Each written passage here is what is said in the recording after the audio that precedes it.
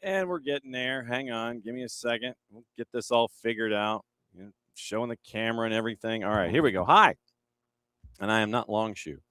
So, John here, you there. Thanks for hanging out as you always do. It is a Monday. It is a Reaction Monday, which means we dive into what happened over the weekend, which means we're also down to the Final Four when it comes to the cup that the world is chasing after.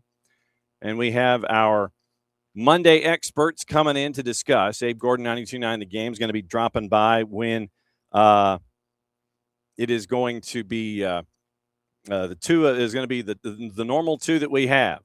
It is going to be Abe Gordon of 92.9 The Game in hour number one, and then Bart Keeler is going to be joining us in hour number two to kind of break everything down. We've got a lot of stuff that is on the books that we've got to get into. And now hang on just a second. Let's see. Let's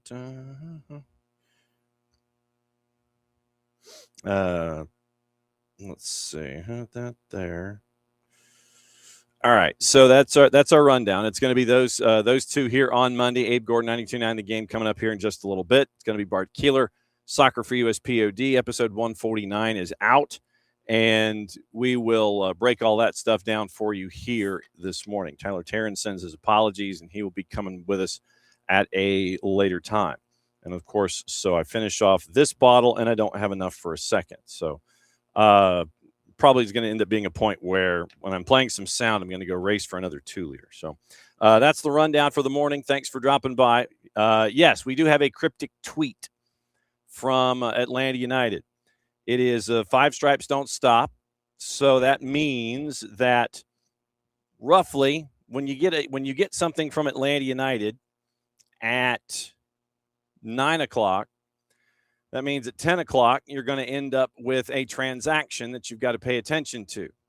And so we will pay attention to said transaction. And for those that might have missed the tweet, it was a carry-on. And it was heading into an Atlanta United van, relationship and geography unknown. So keeping an eye on all of that stuff. Looked like it was a Paraguayan flag. And we do know the rumors that are out there, at least according to our friends at Transfermarkt.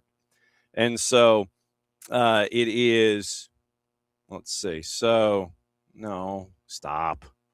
So let's see. Ropes is doing the yeoman producer work by sending us everything that is laid out this morning in Major League Soccer. And we are having some other folks that are drifting in with their news. Charlotte has signed Alan St. Maximin as a designated player. So Zaha out, St. Maximin in. And when we know the terms, we will let you know the terms. But St. Maximin is in as a DP now in Charlotte. So that is other news this morning. And once again, we're going to be getting some of that stuff drifting in and out. So morning, Abby, morning, Ricky, morning, Ropes. And you got Atlanta with a cryptic tweet at 9 o'clock. So at 10 o'clock, we'll keep an eye on it. And Charlotte has signed Alan St. Maximin. So that would be the early news of the morning. The early news. So the rundown for the day, obviously, will drift in and out of the tournament. We've got some other stuff going on involving postseason bids in a bunch of leagues in and around the footprint. WPSL, Georgia Impact, is in the Final Four. They'll be heading to Kansas City this weekend to determine the national champ in the WPSL. We'll get you the highlights of that from the weekend where they were in the conference, the South Regional Final against Pensacola FC. We got the highlights. Maddie was on the call for those, and so we'll have that for you as well in hour number 2, or maybe in hour number 1. We'll kind of clear the decks maybe in hour number 1, and drift our way through it. So what I have on the list is obviously the twos. We've got a lot of stuff going on overseas. We have coaches who have been dismissed and or coaches who are taking over positions for folks who have been dismissed. We've got the U20s. They are down in Fayetteville. They have another couple of days in their training camp. They had a match yesterday. Jason was on the call for that one. We have your highlight there.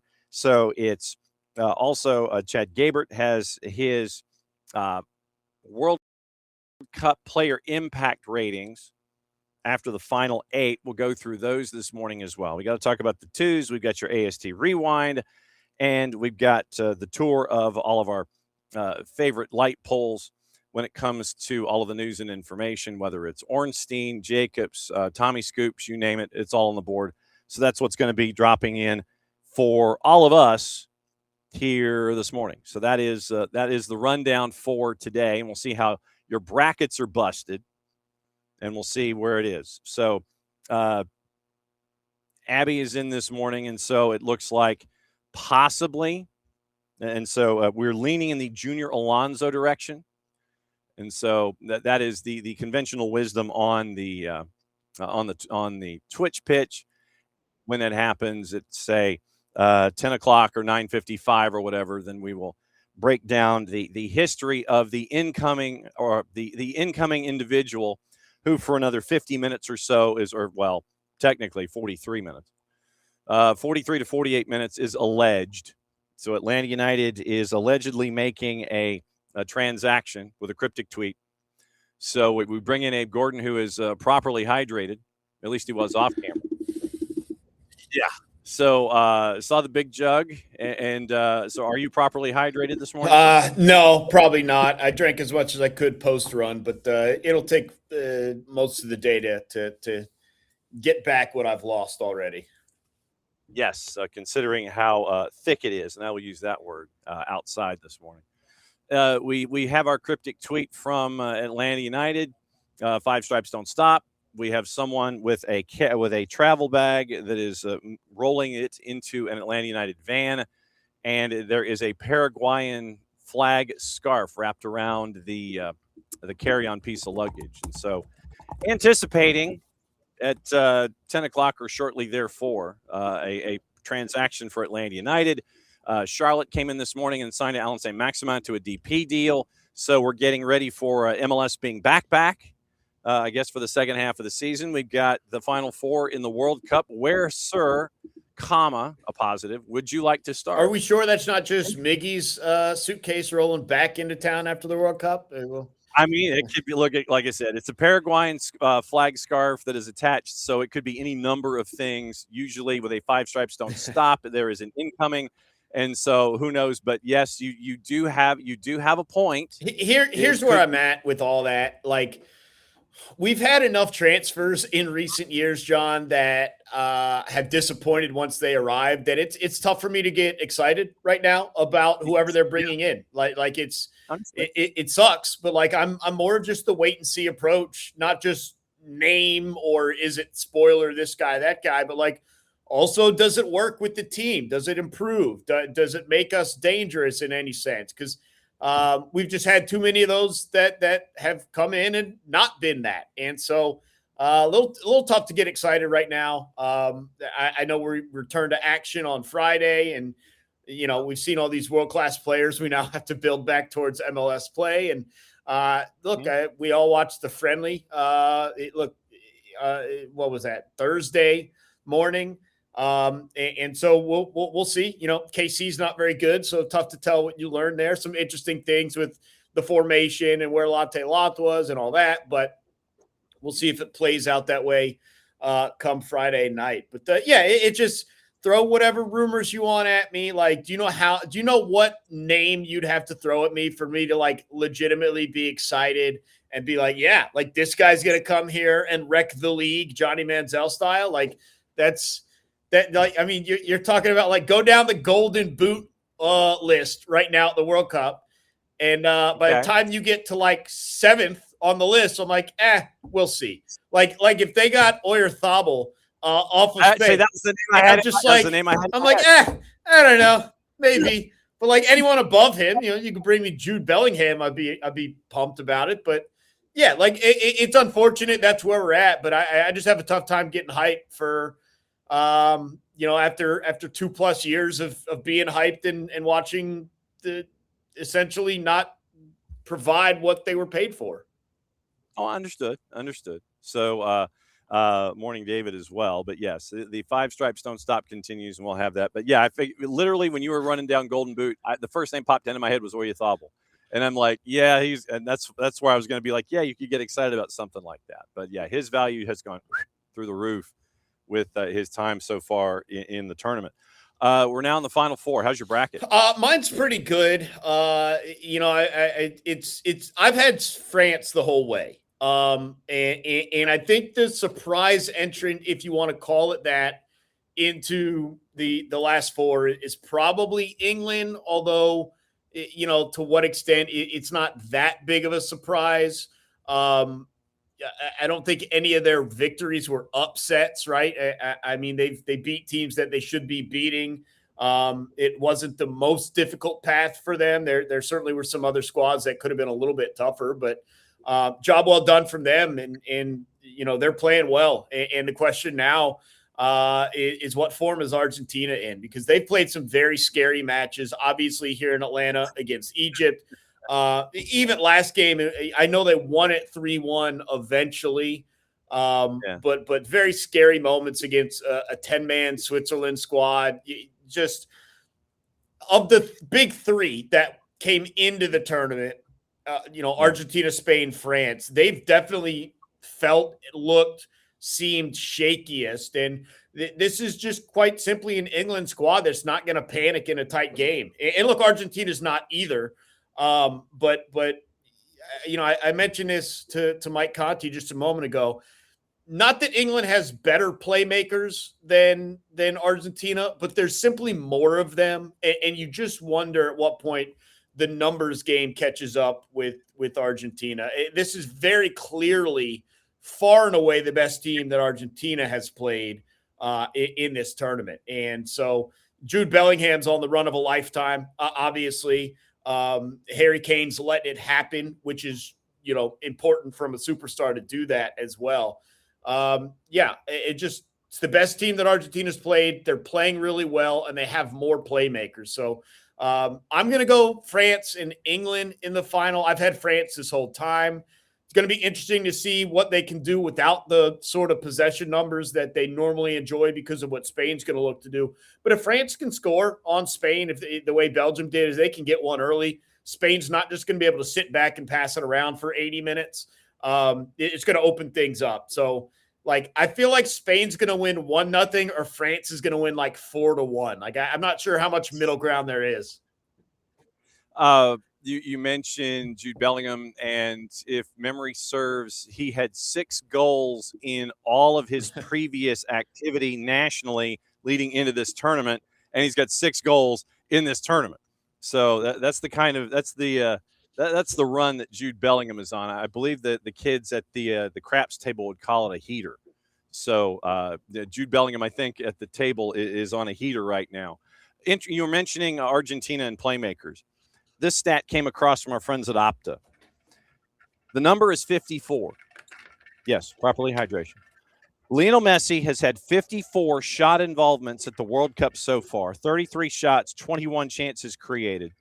The most by a player in a single edition since Diego Maradona, 1986, 29 shots, 30 chances created. So Messi is 5 behind Maradona when it comes to chances created and activity with Argentina. But I had Argentina and France in my final. And for me, it was like, are you going to be the guy that lets down Lionel Messi playing for Argentina? It's almost like no matter the issues that we see at the back, and we know that they're there, they get caught in transition, and it is like, trying to chase the rabbit when it comes to track and field. But they're running back in transition. They got problems defensively, and they're trying to shore that up at the back. But then there's always that guy. There's always number 10, and there's always opportunities there. So it's like Messi trying to help everybody else along, and everybody else trying to make sure that they don't lose it because of Messi. If that makes sense. Yeah, I just think you've seen that as the competition has gotten a little stiffer, his impact has gotten a little lighter, and there's a variety of reasons for that. The amount of focus he's drawing defensively, but also old man legs, just as you get further into the tournament. And that's going to be something that whether it's England or Argentina, they're fighting against whoever gets to the final, because you've got a day less rest than France or Spain, whoever wins that game. And so certainly for the physical state. And now you've got Argentina that played in an incredibly intense comeback against Egypt. They had to go to extra time going back to Cabo Verde. They went into extra time once again against Switzerland. And in these minutes just do add up. So at some point you do wonder if they start to run out. Certainly for them, it's obviously good that they're playing where they're playing here in Atlanta, where they don't have to deal with the elements, at least the way that you saw some of those teams down in Miami, and maybe it caught up with them, down there. But certainly you start to wonder, it just may not be it in terms of a defense for Argentina. You're just starting to see them get a little questionable with the results. And then obviously everyone wants to talk about the questions with kind of the benefiting calls and all that. I don't really view it that way. Just going to be honest. You can't have a bad yellow card in the first half. Like, you can't put yourself in a position and dive like that. Like, I'm sorry. Like, and we're not talking about this if he's not wildly reckless in the first half and that's his first yellow card, right? Like, that's not a problem. Look, it's not like things are just going their way. Like, Switzerland put themselves in that position, got punished for it. So, I'm not here for that nonsense, any of that talk. So, we'll see how they fare. But England just feels like they're coming in with supreme confidence. They've now got Jude Bellingham running, like you mentioned, alongside with Harry Kane as duo playmakers. And there's so many other guys on that team that scare you in a moment. And Jordan Pickford's having quietly a pretty good tournament himself. And it's taken some absolute blitzing golazos to get past him. So there you go. Well, yeah. And the issues that Argentina is having at the back, England is having at the back because of injuries and suspensions, Gerald Kwanzaa and such. So you're having Lionel Scaloni and you're having Thomas Tuchel sit there and try to figure out, okay, where do I put the athletic tape on this one? Where do I put the athletic tape on my back line? Where do I, literally, and these are coaches that are having to figure out all this stuff on the fly. And I mean, everybody's sitting there saying, okay, Argentina, England, yeah, it is the present. Well, it's like the past and the present, where you're looking at the other matchup and they're going, yeah, that one should be the final. You've got in this one the 4 top seeded teams. This is just like March and April, where if you fill out your brackets, when you do a bracket for entertainment purposes only in March and April, how do you fill out your bracket?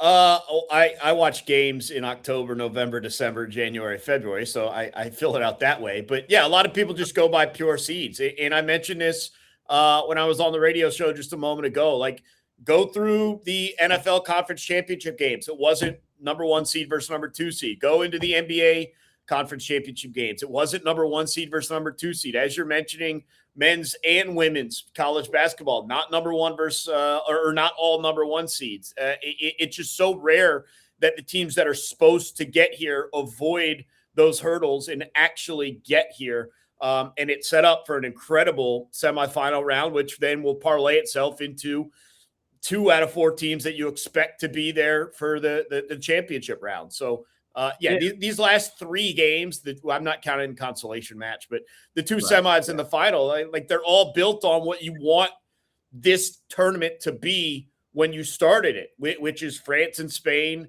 England and Argentina all battling for that trophy. And it's great to have, we talk about it in every sport, it's great to have like the Cinderella runs and all that, but realistically, no one wants that to be there at the end of it all. With respect to Egypt, like, people would not be hyped if it was England, Egypt, and England thrashes. If England's going to thrash, they're going to do it against Argentina. And that's a different story heading into the finals if they get there.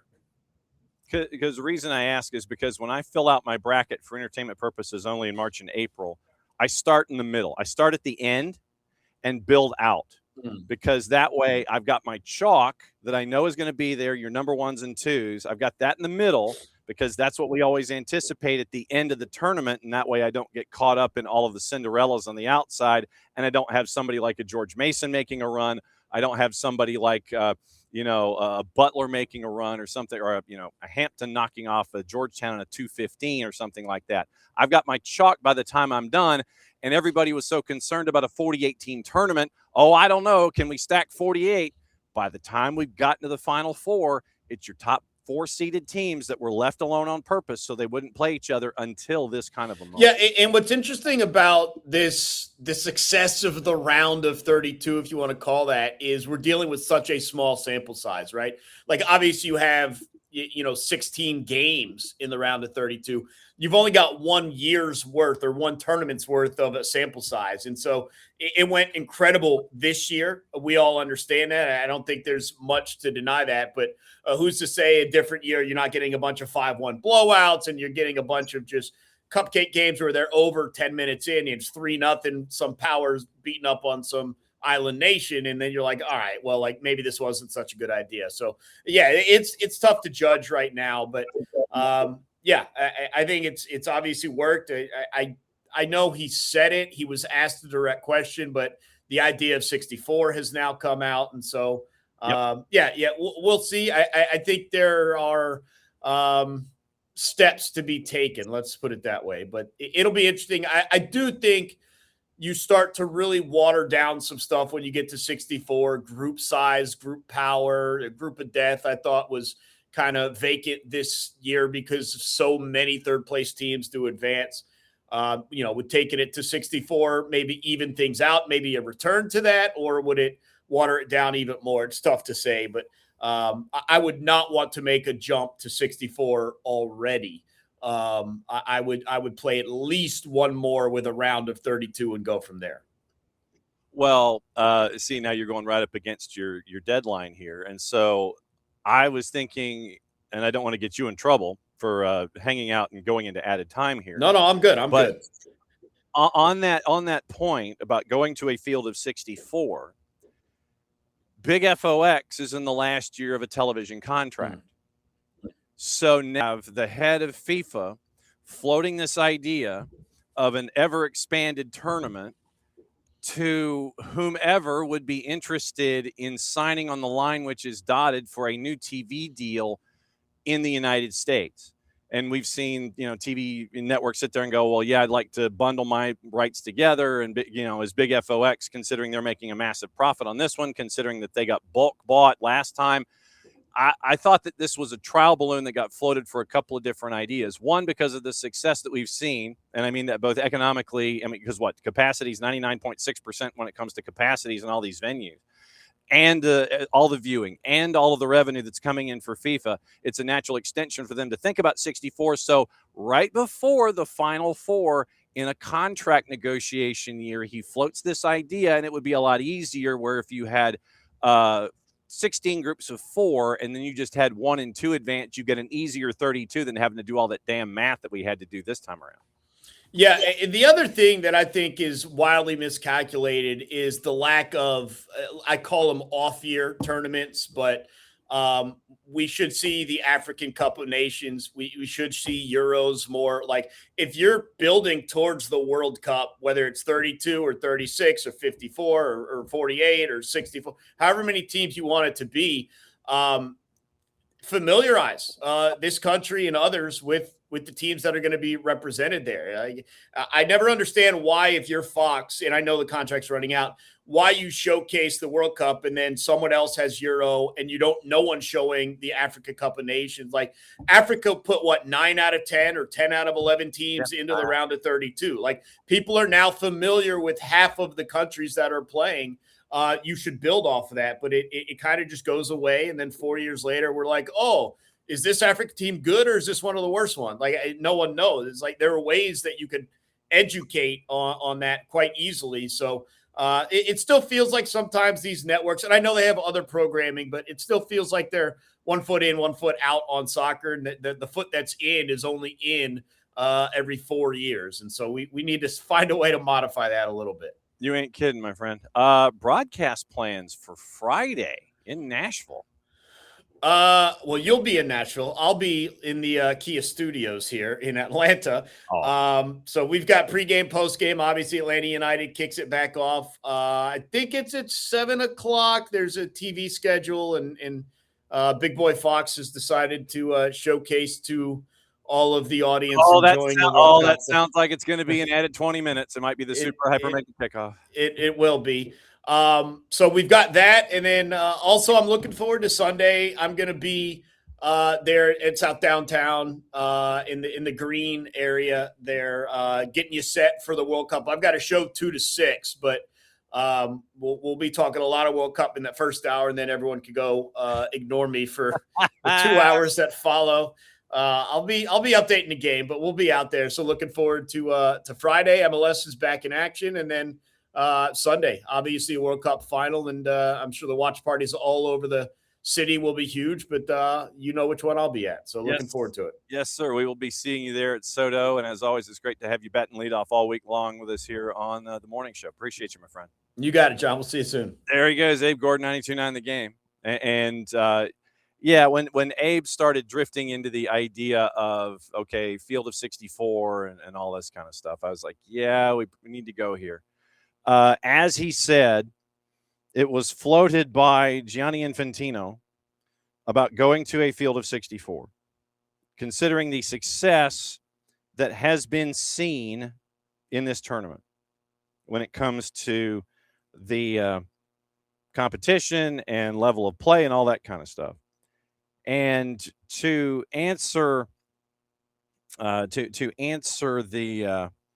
question about the field of 64, like I said, I think that you would have an idea where it would be 16 groups of 4, and then it would end up as the top 2 teams.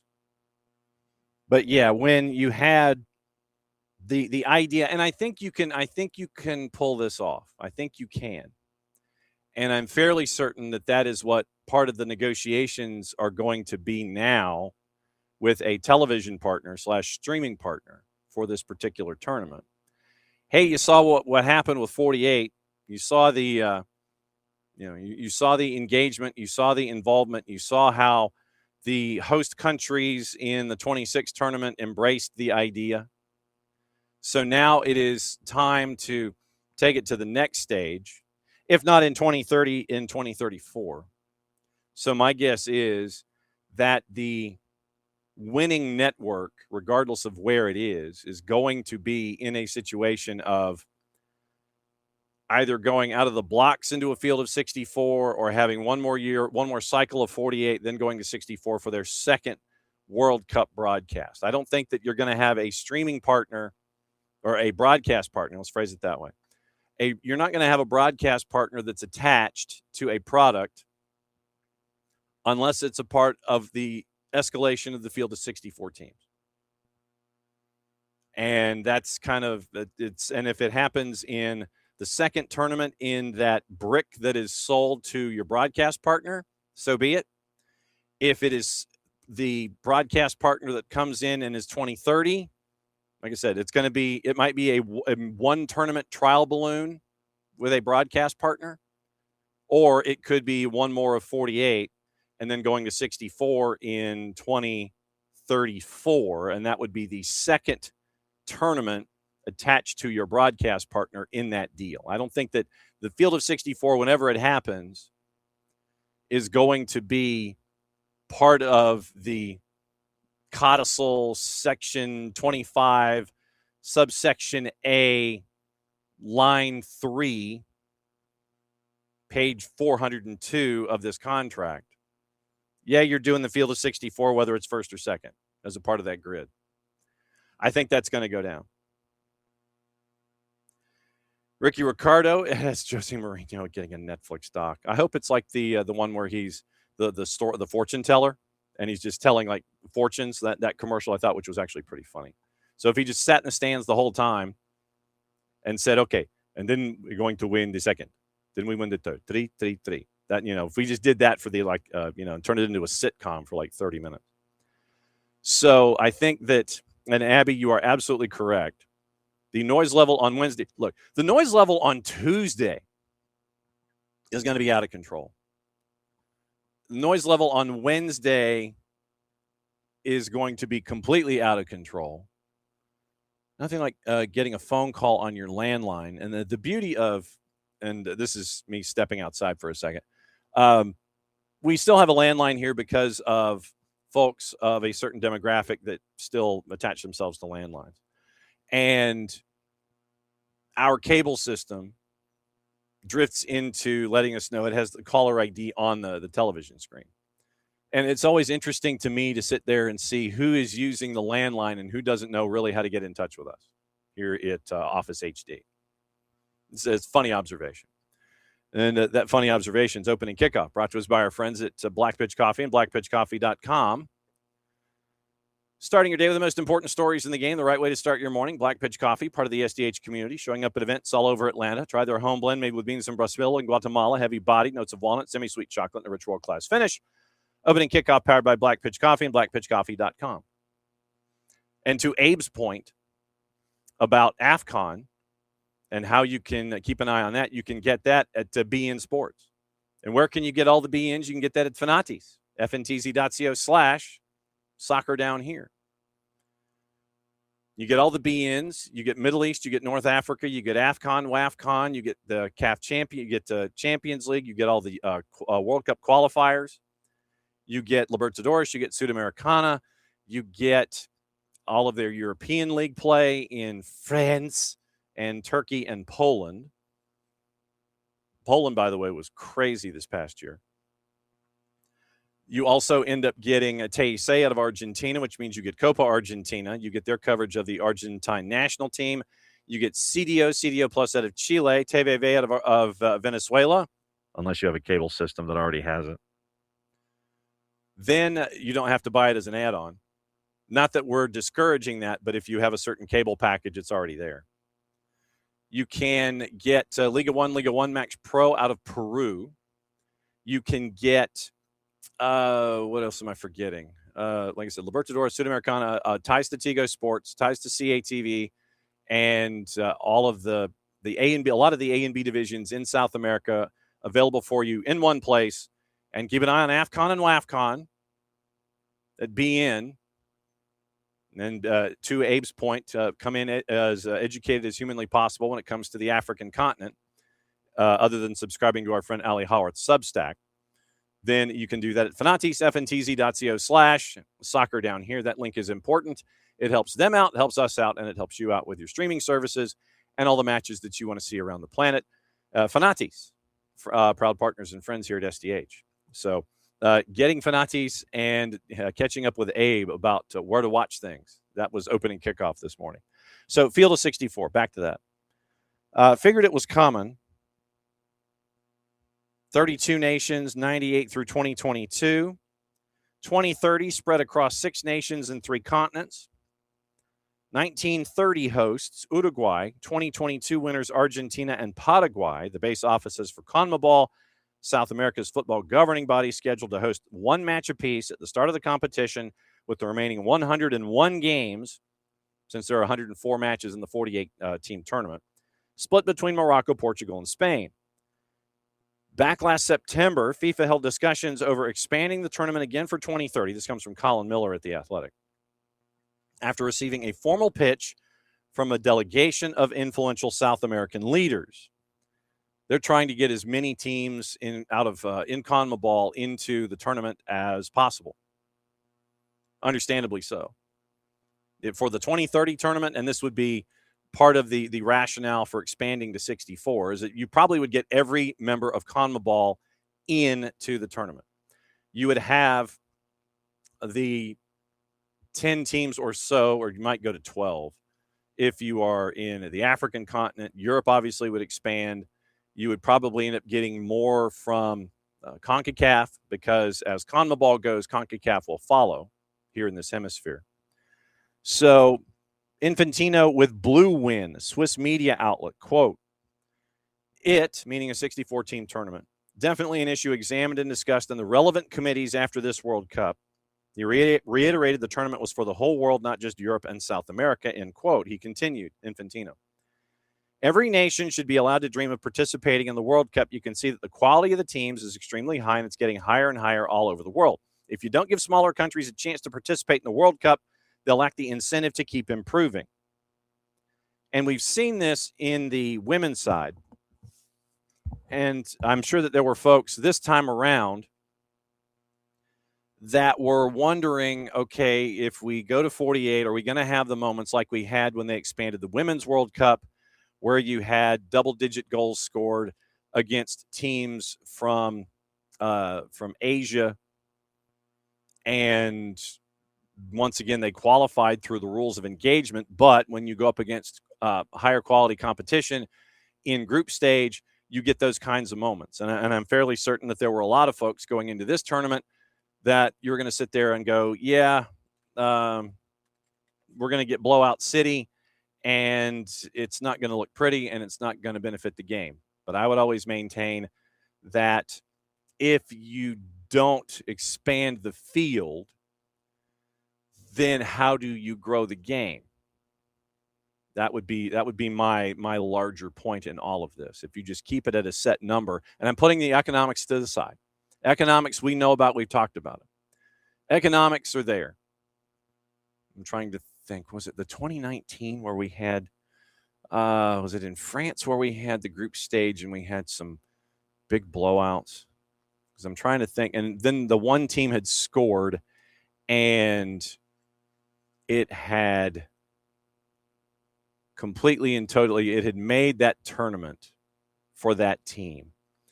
8 goals against for South Korea and South Africa and Jamaica. Jamaica lost 4-1, and they lost 5-0, and they lost 3-0. It wasn't Argentina and Scotland. It wasn't New Zealand. It was the Thailand match. That was the one that I was looking at. So Thailand in Group F in 2019, and we'll bring this up with Bart when he joins us in about 20 minutes. If you remember in Reims, in the matchup with the United States and Thailand, it was 13-0.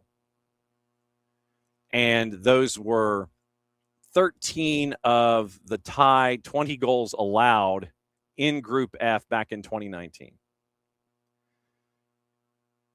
Alex Morgan had 5. Rose Lavelle had 2. Sam Mewis had 2 goals each for Lindsay Heaps, Megan Rapinoe, Mallory Swanson, and Carly Lloyd. So Thailand gives up 5 to Sweden, 2 to Chile, 13 to the United States. And so that was, when you have a tournament like that and you have a result like that, you wonder, obviously, if you're growing the game. I would posit, and like I said, this is me walking through it, is that if you didn't have teams like Thailand in the tournament, and like I said, we'll talk to Bart because of him going to the Women's World Cup in 23. So this might be our leadoff topic this morning with Bart. If you didn't have those moments, how do you grow the game? Like I said, I'm pulling the economics and the rights fees and the TV out of it. If you don't expand the field, yes, Philippines give up 6 to Norway in 23. Then you have Zambia giving up 5 to Japan and 5 to Spain. Then they beat Costa Rica in match number 3. This is in 23. Then Vietnam gives up 3 to the U.S. They give up 2 to Portugal, and then they give up 7 to the Netherlands. Panama the same way. They give up 4 to Brazil. They lose in a shootout with France. It was 6-3.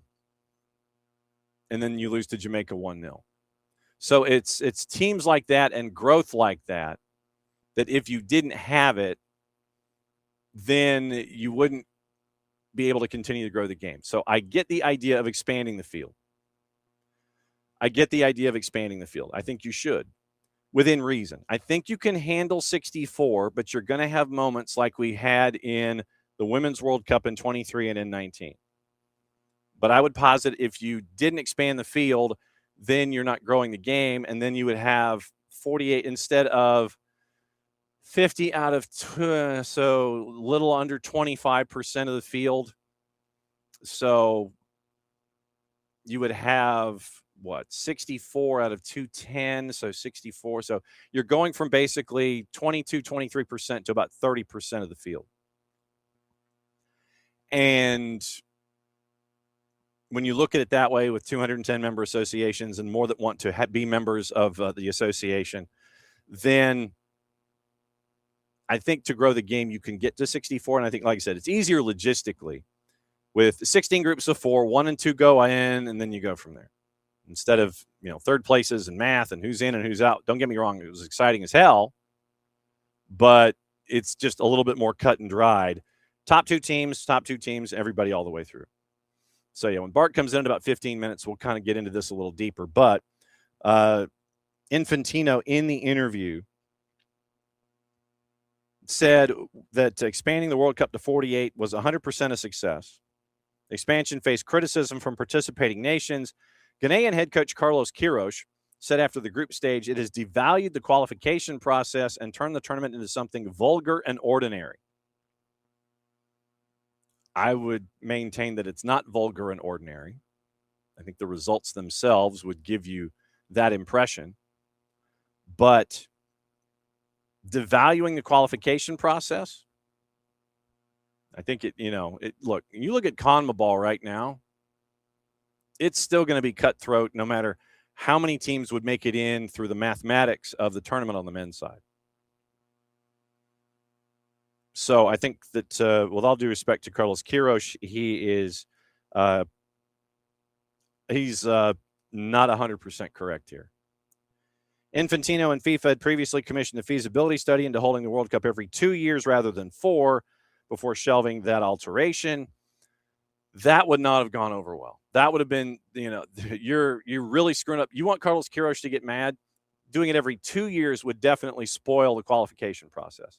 Literally, it's like running for the House of Representatives at that point. That's literally what you're doing. You're running for the House of Representatives. You get elected. 6 months later, you've got to start your re-election campaign. That's what doing the World Cup every 2 years would do. Like I said, literally, you are running for the next tournament 6 months into having qualified for it. So if you go in the tournament, literally 5 months after the tournament is done, regardless of when you finish and where you finish, you've got to start qualifying all over again to go in a 2-year cycle. That would have been folly. Mercifully, that got shelved. So Ignacio Alonso, Uruguayan football official, at a FIFA council meeting in March of last year.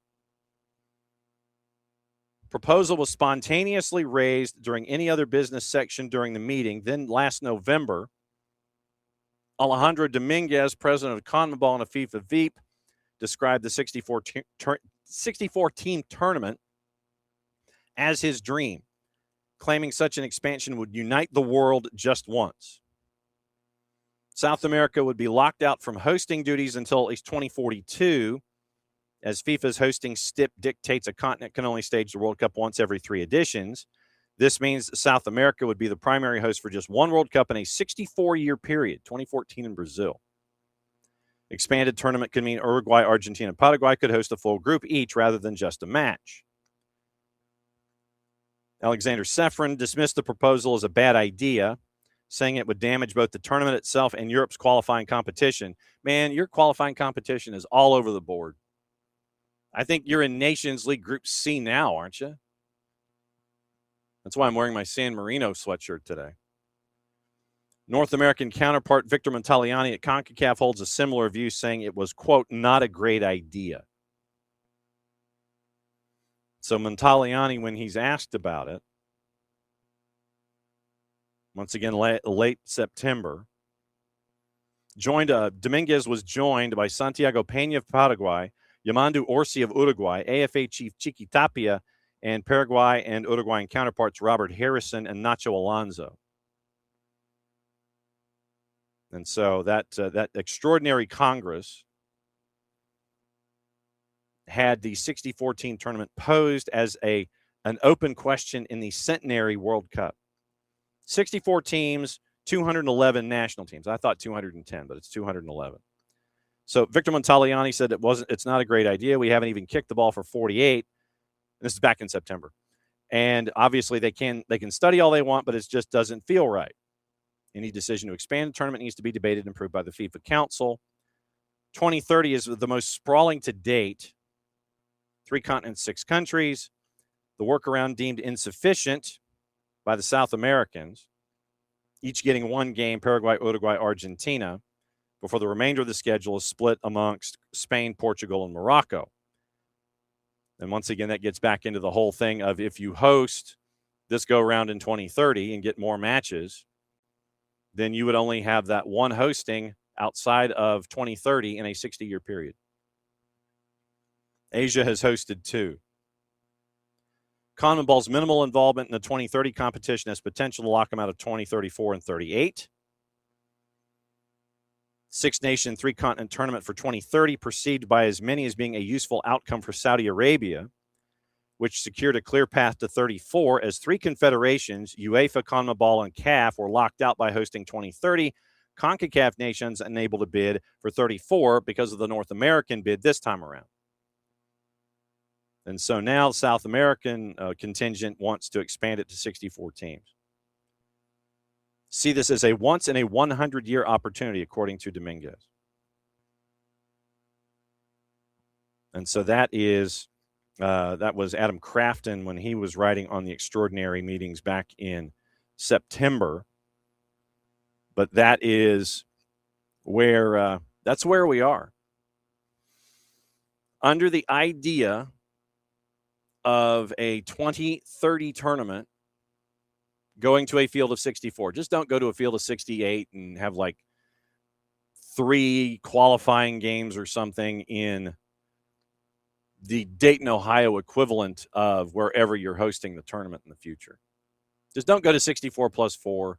Don't feed them into each region. If you're going to stick with 64, that's fine. Don't do like the 60.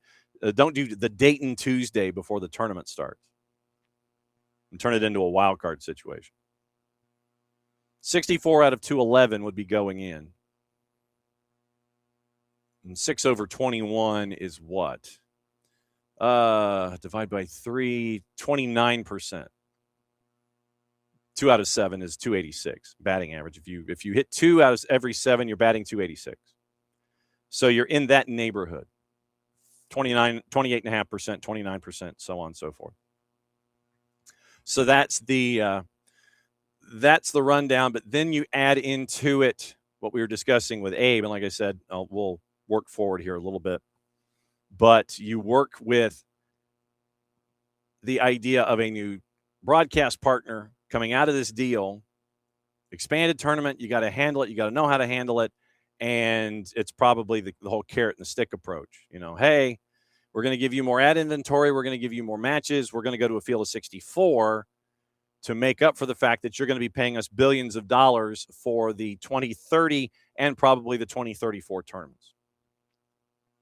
So that, to me, is where the give and take is going to be here. FIFA is going to be asking for the metric crap ton of money for 2030 and 2034. They're going to expand to 68. It gives the broadcast partner more opportunities to make ad revenue should they see fit to, or however they wish to handle the programming. So keep an eye on both of these elements, and we'll see where it goes. But do not be surprised if it goes to 64. South America gets more matches out of the deal, and the final is now being bandied about between both halves of this equation.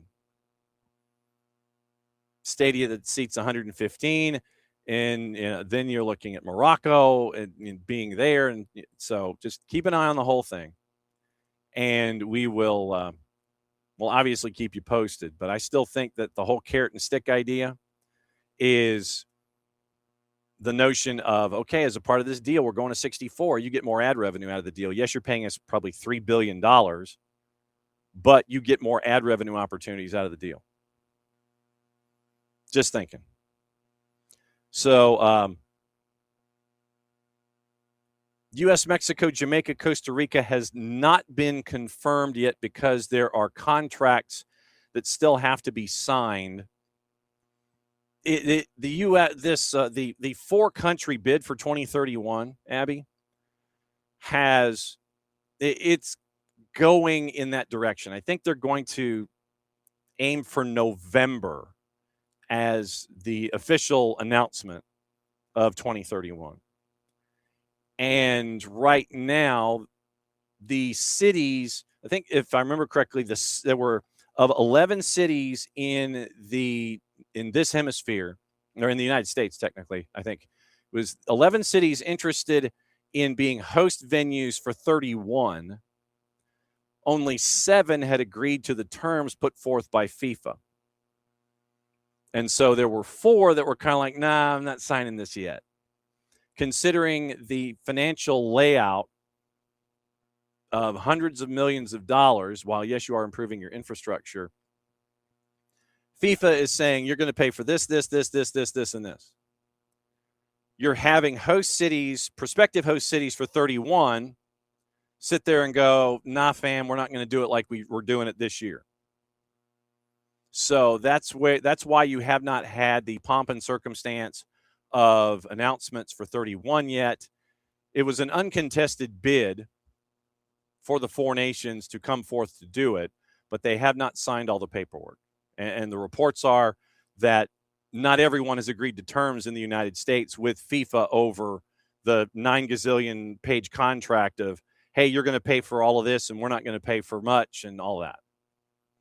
So this will be a part of our missive and mandate after the World Cup is over, catching up with our markets to see what the financial outlay is, the benefit, and then try to figure out, okay, where do we go from here when it comes to 31? So that's kind of where we are with 31. You got cities that want to host, but they don't want to do it to the terms that they're having to agree to, that they agree to for the 26 World Cup. They want things to be a little different in the contract as they get ready for 31 for a redo. All right, it is not quite 10 o'clock. And so kicking off hour number 2, technically is our hydration break. So we're going to bring Bart in for our hydration break. So what I'm going to do, since we are hydrating, is since I am lacking a 2-liter here. Oh, boy. Yeah, it's like I only had like that much, and so I need to go get another 2-liter out of the garage to fill up for the hydration break. So filibuster for me for about 30 seconds, and we will hydrate break together. All right. Well, good morning, everyone. Happy Atlanta United match week. We are about to embark on episode 149 while you're at it. Why don't you do that? That's what? Promote episode 149. Do that. Yeah. So we just submitted episode 149. You can listen to that. We break down the U.S.'s unfortunate end to their run at a home World Cup. Talk about the Bosnia game, plus also that loss to Belgium. So you can go ahead and listen to that once John is going to drop that, hopefully after the morning show. So that'll come in your feeds later today. But we're going to talk about probably some of the wonderful refereeing decisions that Argentina has received over the past couple days, as well as, I'm sure, some other outside agent interference that may or may not have happened on a game this weekend as well. So plenty to talk about, I'm sure, John. Again, as we gear up for Atlanta United match week. Outside interference, as he says. Okay, so episode 149, it's in the queue. I just have to produce it and turn it up. And so after this show is over, keep an eye out on all of your social media platforms for the release of Soccer for USPOD 149. Okay. We were getting into the notion, and we'll get into the Final Four here in just a little bit and all that kind of stuff. And we do have a 5 stripes don't stop, I'm fairly certain. Morning Wiley, we're probably going to add one here in the next couple of minutes. I was about to say, we just got a cryptic tweet. Yeah. I want to go on the record. I am opposed to adding players this summer. I think we should just cut everyone and bring up the 2s. But that is my personal opinion. I guess Chris Henderson actually does want to win games this year, which has always proved us to be a good strategy for the past 5 years. So I guess we'll just do it again. Yeah. So Hendy looks like he's trying to get some things done. And we're waiting for the 5 stripes don't stop email, which traditionally shows up about right now. If you get a cryptic 5 stripes don't stop tweet, then traditionally in and around the following hour is when you get the announcement of said new also player. John should learn dates and opponents and locations for the USYNT friendlies in October. A rumor that we will be playing Spain. Oh, well, okay. We definitely got to keep an eye. We got to keep lots of news coming. Yes, lots of news coming. Okay. The first real dead Monday in like a month and a half of soccer world. I know. Well, the thing is I was doing the math the other day, and by the time the tournament is over, obviously we still have things that we've got to do. So we're not stopping when the tournament ends on Sunday. We got to come back for the following week, at least here in this studio space, because God knows how many other days before Jason started doing stuff. It will have been a broadcast product 54 live days in a row for us. On this side of things, 54 days in a row straight, because that's what the tournament deserves. The field of 64. I was getting into this before you wandered in this morning, and Abe and I were talking about it a bit. Gianni Infantino has said in a past interview that he's looking at the field of 64, and which means it'll happen. Yeah, and I had mentioned that, outside of the idea of having basically 29% of the entire world chasing after a trophy, you're also in a contract year for a broadcast partner, at least in this hemisphere. And so that to me means yes. So that whatever broadcast partner wants to step up to the plate, you're going to be getting a field of 64 as part of your gig. Correct. Yet, Common, what are your thoughts? What were your initial thoughts on the field of 48, and what are your thoughts on the field of 64? Okay, so I'm going to say something slightly controversial, but What? I think I like the field of 64 better than 48 because you cut the field in half to get to a field of around a 32. And I do feel like that's something that is a valid critique of a 48 team tournament, that when it's all said and done after group stage, you don't really eliminate that many teams. Right. I don't think that, okay, I'm going to bring this to the US because I think this is a point that we did not make on episode 149, but I think it's something that mainly we just didn't feel like it was the time to make it, but something that is to be considered. Had the US played a round of 16 match in previous editions of the tournament, we would have played a number 2 finishing team. We would not have played Belgium. So the fact that we did end up playing a group winner may not happen in a field of 64. Who knows? I don't know how they would put it up, but my guess that round would be 16 groups, 4 in each group, top 2 advance. So if you win, you're playing a 2. Right. So maybe that's the new format, as you do play a group winner in the round of 16, which is a significantly higher degree of difficulty than it has been in the past. I don't know. I understand the need to bring more competition into the field because it does make it feel like more teams have access and therefore more teams want to put money into their soccer programs. Obviously, Gianni Infantino's goal is world domination, and he's trying to do that via soccer. I got to be real honest, Johnny. There's no guarantee you're going to be part of this come 2030, let alone after that. Maybe this is his political play to entice some of the smaller nations and maybe a confederation like Oceania and even CONCACAF here to vote for him in future elections, because there's a lot of countries and well, I guess soccer federations not happy with him right now. I think that they are obviously very upset with the way that he handled Trump and the USA suspension of the suspension. I think a lot of them are a little upset with the way that hydration breaks and other things in this tournament have been forced upon them without any real research or conversation. So I do think that this feels to me like a political plan his part to get smaller nations like Italy to vote for him in the next, election, so that that they're have a better shot at making a World Cup. Right. Here we go.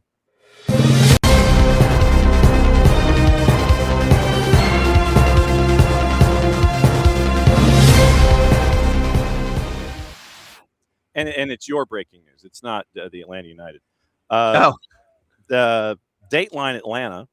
Reigning Olympic champ U.S. women's national team returning to the field 2 October matches against Spain in what, and this is from the release in and of itself, 2 highly anticipated matches. USA hosts Spain at Audi Field October 10, 2:30 in the afternoon, Washington, D.C., and October 13 at Subaru Park in Chester, 7 o'clock Eastern time, and matches are presented by different partners in each match. October 10 at the home of the Washington Spirit features a pregame retirement celebration for Crystal Dunn, who was the NWSL playing for the Spirit in 2015. First 2,000 fans get Crystal Dunn commemorative special edition bobbleheads.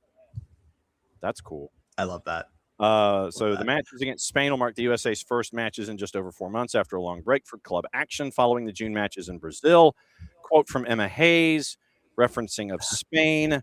Tickets pre-sale July 14, July 16. So you have the sum total of 1 day and or 3 days to get your tickets for both of those matchups at Audi Field October 10, Subaru Park October 13. There you go.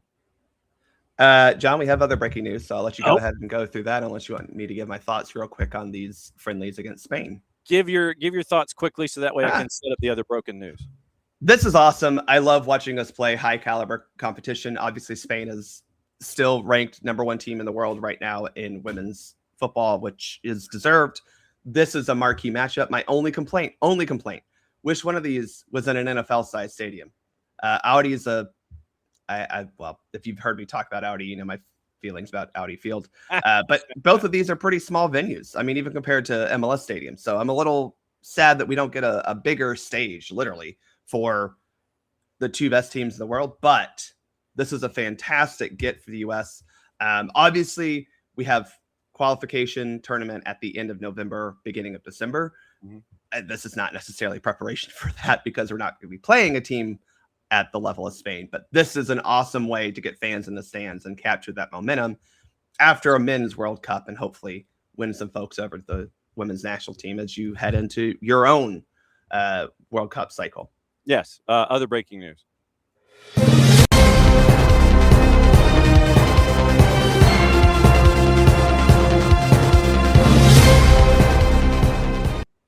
And then Bart and I come full screen one more time. It is now officially official. Junior Alonso has been signed through the 28-29 season. Recently helped Paraguay to the round of 16. Arrives on a free, spending the previous 2 seasons at Atlético Mineiro in Serie A in Brazil, occupying an international roster spot pending the receipt of his ITC, his international transfer certificate, and his P1 visa. Quoting Chris Henderson, a hardworking defender, helps add solidity and stability to the back line. Natural leader, reads the game very well, brings great experience from South America and Europe at the club and international level. Recently representing Paraguay at the 2026 FIFA World Cup. We're excited to welcome him to Atlanta. 422 professional appearances, 9+15 in all comps, including first divisions Paraguay, France, Spain, Argentina, Brazil, and Russia. Spent the majority of his career with Atlético Mineiro in Brazil. 240 matches, 3 separate stints from 2020 to 26. Winning both League and Brazilian Cup titles in 21, 4 goals and 7 assists, serving as captain dating back to his first season of the club back in 2020. Native of Asunción, Paraguay, began his career in 2013. Transferred to Atlético Mineiro 2020, stayed on loan. Time at FC Krasnodar. So bottom line is this. Signed on a free 2026 signed today on a free through the 28-29 season. So it is the rest of this year, the sprint season, and then the 2 seasons following that. So that's what you're getting. The 33-year-old defender, Junior Alonso. Love signing a 33-year-old defender to a multi-year contract. That's great business by the Atlanta United front office. But hey, we are into silly season, a long silly season, and this is the first signing that I'm sure Chris Henderson is looking for multiple signings. Yes. Again, they're going to try to salvage the season for some reason or another, but I do think bringing in a World Cup veteran on a free transfer is a good piece of business. Mm-hmm. And also remember, just because you sign someone for the length of a deal that you sign him to, it just means you're controlling the asset for that length of time. It is not for a 33-year-old, yeah. And if you want to hang on to him and he continues to produce throughout the entire length of the contract, yeah, cool. But if someone else is interested in him, you have control of that asset through the end of 28-29. And if somebody wants to jump in and say, hey, we want him, and you go, how much is it worth to you? And that way you've got control of the asset. So, and that's in any case, not just in a 33-year-old defender, but when you sign someone for a lengthy deal, it is to control the asset as much as it is to bring that player in under your umbrella. So there we are. For a 33-year-old defender. Uh-huh. Good job for Atlanta United getting their business done. There we go. So 5 stripes don't stop. Junior Alonso, pending receipt of his international. Can I ask an actual question? Sorry, because this is now where I'm thinking. You want to ask an actual question on a Monday? I know this is not snarky about Atlanta United, the team that pretends to be an MLS team at times. But Alonso played on the left side basically throughout the entire World Cup. This means we have 3 left backs. 3 that can play left back. I would. Well, I guess that's the question: is what does this mean formationally? Mm-hmm. Because is he going to play center back? Is he more going to be playing a left back? Is he playing the left-sided center back? I'm interested to see, because in theory, I think it's fair to say, John, and I'm again not being snarky, right? It's fair to say Atlanta United's whatever we've been trying to do on the field this year has not worked fairly well. Maybe this could signal some sort of a formation change in a sense for Atlanta United, and possibly a 3-back system is now a little bit more viable than it has been previously, because you actually bring in someone who's probably good at that position, or not good, experienced at that position. Just an interesting, thought process now that we see this signing, because we'd also know there's a couple other center backs supposedly around the team. So slight question there. Yeah, they are circling in the orbit. Main position, as all of my pop-up windows start happening from Transfermarkt. The main position that Junior Alonso has played in his career is center back. He has played left back in his time. Yeah. So it can be either left-sided center back, right-sided center back, or left back. So So the center back locations, that's where he's the main bread and butter is right there. And then left back, he has played there in the past. So that's what to look for when it comes to Junior Alonso, whose player agent, by the way, is Eagle Eye. And so that's how we picked this stuff. That's how we picked this stuff up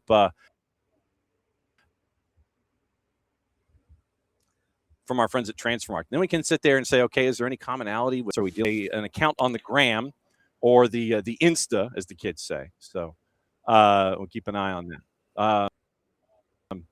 So, as we Field of 64, and I kind of wanted to get into the idea of what I was talking about with the Women's World Cup when they expanded there, and well, because there was the notion of when the Women's World Cup expanded their field, that you were going to have more moments like we had from US 16 to 24 to 32. Right. Yeah. That you were going to have more moments like we had with the U.S. and Thailand in the overall. But we haven't in the men's. I mean, we had the Curacao-Germany match where it was 1-0 and then it was 1-1, and then Germany was like, we've had our fun here in Houston, kids. And so now let's get back to where it's supposed to be. I don't know, going from 48 to 64, logistically, you should be okay. 16 groups of 4, you move 1 and 2, so you don't have to do with math. But maybe at 64 we have more of the challenges and more of those quote unquote Thailand USA results than we've had here in the tournament where we've had 48, where we really haven't had. I mean, Tunisia was one, but they were a dumpster fire, and that's insulting to dumpsters, I know. They were just off the rails completely as a group, and there was internal strife and everything. Curacao came in, had their moment in the sun, and then Germany was just kind of like, yeah, we're done. So maybe we've bypassed Thailand v. USA Women's World Cup in the field of 48. Do we get that more at 64, I'm guessing? Well, I think you have to wait until you see where these teams will come from, because to your point about Tunisia, it's very fair to say there were a lot of better African countries that were left out, right? I think that's Tunisia qualified, not saying they didn't deserve it. That's not my point here. Just saying that, like, there were other African nations that probably would have performed better in this World Cup than Tunisia. I'm not sure if CONCACAF would automatically get more than the 6 spots, because if you remember, we got 6 spots because all 3 host nations qualified automatically. Right. Yeah. Would that leave room for Costa Rica or Jamaica to finally qualify? Well, Jamaica wouldn't qualify. They'll find a way to not to. But, Costa Rica or Guatemala. Yeah. I don't know if they would put up a 7-1 result. No offense to Curacao, but I don't think they, or if they do, it would be similar. It just depends on where they come from, right? If you're opening up multiple slots for, say, Oceania. Yeah. Well, our friends at the Marshall Islands now have a chance to qualify for real. Are they putting up a 7-1 result? Probably worse. That might get into the Thailand, realm, if you will. So it does depend on where the extra spots are coming from. If you're inviting more teams from Europe, Africa, I don't think you're looking at too much of a problem. But when you get into the lower realms of CONCACAF, Asia, and if you invite more Oceanian teams, I do think we could reach into that. But even on the men's side and on the women's side now, it is harder to just beat up on a team like the U.S. did Thailand in that 2019 tournament. The teams are getting better, and hopefully we don't see that, because hopefully that means that teams are putting investment into their youth development, their domestic league, so that you're not having this discrepancy in quality. Yeah.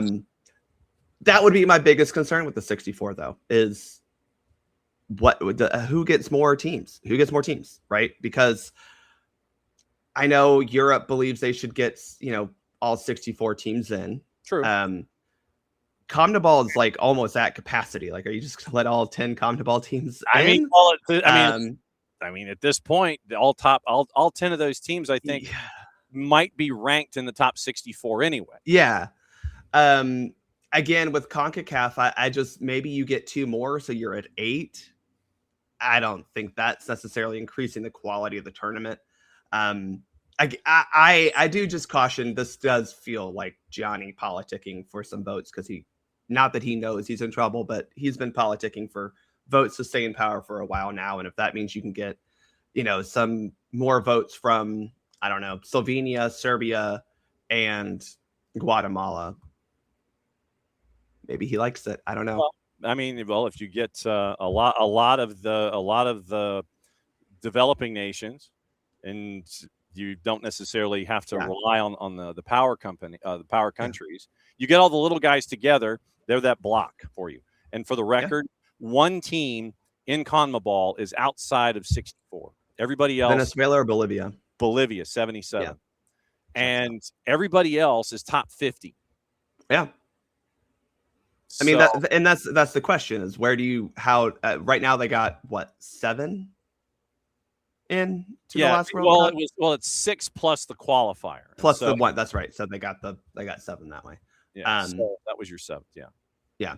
So we shall see, John. I'm not a huge fan of 64. The only thing I would say is that I like that it would be a little bit more of a easier math to get to the round of 32. But who knows? Maybe Infantino will find a way to make the 3rd place teams get in, and we'll have a round of, I don't know, 48.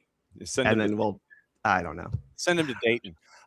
It was it was 5 plus 1. Actually, that is a good point, John. I'm gonna have to say this now. Yeah. This brings up a point for World Cup hosting that has been on my mind for non-US host countries after this World Cup. Okay. You're going to have to reduce the minimum capacity to 30,000 seats, I think, because even if you look at a place like Germany or Spain or the one who complains the most, England, y'all got to realize that having 14 stadiums above 40,000 that are also up to FIFA standard and would still be at 40,000 plus after the FIFA comes through. I mean, if you remember, Atlanta Stadium's capacity is what, 68,000, which we all know is in this configuration, because you right. have allowances for international media and suites and other things. So you get my point that a 40,000 seat stadium in the Premier League or in the Bundesliga now becomes a 38,000 seat stadium. Yeah. Right. FIFA's going to have to reevaluate. Plus, you're now talking 64 training sites for these nations, which, right. Again, when people talk about Canada not hosting a whole lot, they didn't have the host sites. And it's not just stadiums, it's where are these teams training? Because even if you put them in Edmonton, which I think Commonwealth Stadium should have been a stadium in the World Cup, where are they training? Calgary, Edmonton, where are they training? And so these are all the considerations you have to now put into a World Cup host bid. And you're looking at only a handful of countries who are able to host it on their own, which then would mean we're having more multi-host countries. But I don't know. I don't have a problem with that. I think having the World Cup being hosted by multiple countries is not the end of the world. I think that is okay in some sense, but maybe not the 6 countries that are hosting in 2030. But this is going to put strain on, a country that bought the World Cup in 2034. How are they going to do it? Because Lord knows they ain't got 64 training sites. And I know they got more money than God, but I don't know. That, to me, I don't get how that's going to work. Maybe it'll happen after 2034. I think expanding right now, or any talks of expansion right now, is silly and just feels like it's politicking from a certain dude who feels a little bit like he's losing his grip on power because he has allowed power to get to his head. Okay, so here's and I found this quickly, and the laptop and the desktop actually behaved. So here's your host sites. Championship Stadium in Irvine, basically the Great Park Sports Complex. That was where the U.S. was. The U.S. was in Irvine, California. University of Kansas, Sporting Kansas City, Oakland Roots and Soul Training Facility in Alameda, California. UC Santa Barbara, before folks started getting mad about the surface. Starfire for Belgium, RSL for Bosnia and Herzegovina, Columbia Park Training Facility, Morristown, New Jersey for Brazil, Water Sportsplex in Tampa for Cabo Verde, National Soccer Development Center, Vancouver for Canada, Jalisco, Mexico at Atlas headquarters for Colombia, DR Congo is at the Houston Sports Park, Ivory Coast at Subaru Park, or Philadelphia Union Stadium as it is referred to in the release. Croatia was at Alexandria Episcopal High School. They were one of 4 high schools to host teams in this field of 48. Curacao was at FAU. Czechia was at Mansfield Multipurpose. They broke it in for North Texas SC. Ecuador was at Columbus Crews Performance Center. England was at Swope Soccer Village. They still are. Egypt was at Gonzaga. France was at Bentley University in Waltham, Massachusetts. Germany was at Wake. Maybe that was their problem. Ghana was at Bryant University in Smithfield, Rhode Island. Haiti was at Stockton University in Galloway Township, New Jersey. Iran moved from the University of Arizona to Sholos headquarters. Iraq was at the Greenbrier in West Virginia. Japan was at Nashville SC. Jordan was at the University of Portland. Korea Republic was at Chivas headquarters. Mexico was at the National Training Center. Morocco was at the Pingree School in Basking Ridge, New Jersey. Netherlands were at Kansas City Currents Training Facility. There were 4 that were in the Kansas City area. New Zealand at University of San Diego. Norway, UNC Greensboro. Panama was in New Tecumseh, Ontario at the Nottawasaga Training Site. So that's 2. Paraguay, Spartan Complex at San Jose. Portugal, Palm Beach Gardens, Florida at the Gardens North County District Park. Qatar was at Westmont College in Santa Barbara. Saudi Arabia was at Austin FC. Scotland was at Charlotte FC. Senegal was at Rutgers. South Africa was at Pachuca. Spain was at the Baylor School in Chattanooga.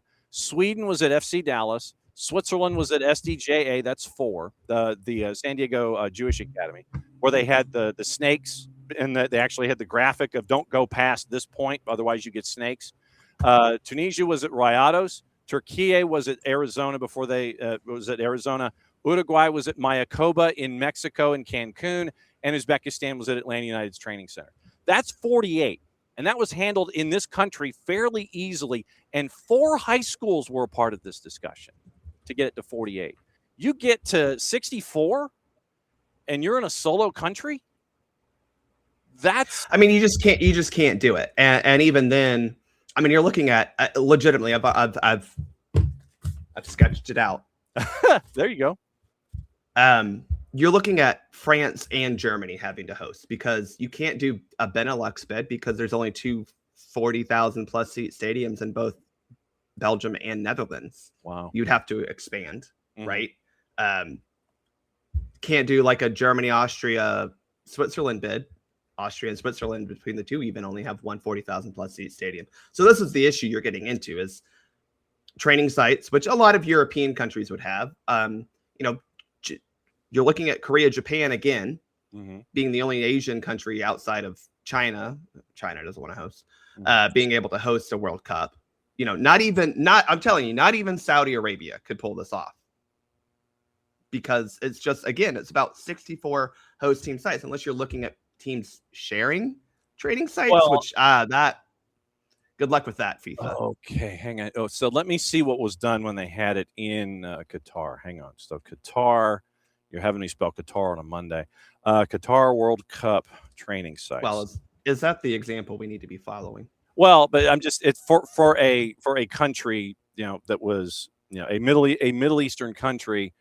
No, I need the 22 that are team-based camps. Okay, team-based camps, Qatar 22. So according to our friends at Marhaba, the Qatar Information Guide, team-based camps, let's see, Qatar University, Aspire Academy, Hilton Resort, Westin Doha, Banyan Tree Doha. You got a lot of hotels here. You got a lot of hotels and resorts that are hosting these teams back in the Qatari World Cup. Ghana stayed at the DoubleTree, by the way, by Hilton in Doha. Japan stayed at the Radisson Blu. Morocco stayed at the Wyndham Doha West Bay. Spain was at Qatar University. Tunisia was at the Wyndham Grand Doha West Bay Beach. So, you're talking about a lot of folks staying in hotels and maybe having to share practice times or figure out how to do it independently. That's a single country host. You better have your ish together, or you better have folks coming in on short flights where they can like hop out and go 30 minutes on a flight to like UAE or Bahrain or something, and then they can come back. That's the only thing. It's not possible at the 64 team world. It's just not. Even the US, I'm putting that, like, even the US would not be able to do that. It's just a lot of strain on one country. But oh well, FIFA's going to try to make money, as Nick Alipi says in the chat. They're going to make more money the way, and don't buy the bullshit. Sorry. There's you're waiting for a Monday. Sorry. Well, it is that it's, all going 100% going back into football. No, it's not. That's a bald-faced lie. It just is. Sorry. I still going back into someone's pocket that may or may not be associated with football. Yeah.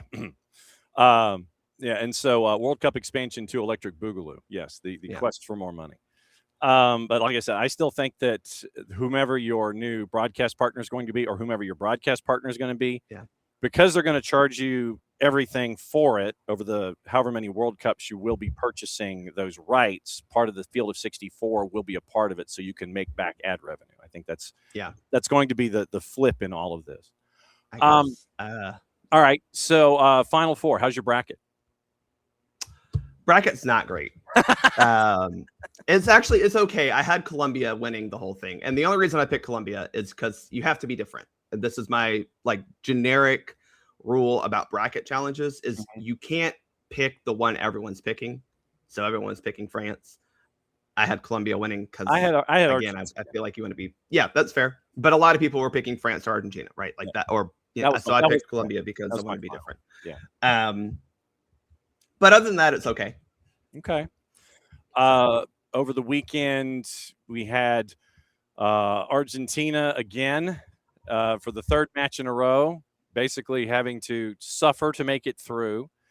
And I have not seen. I've seen like Zapruder film and things like this.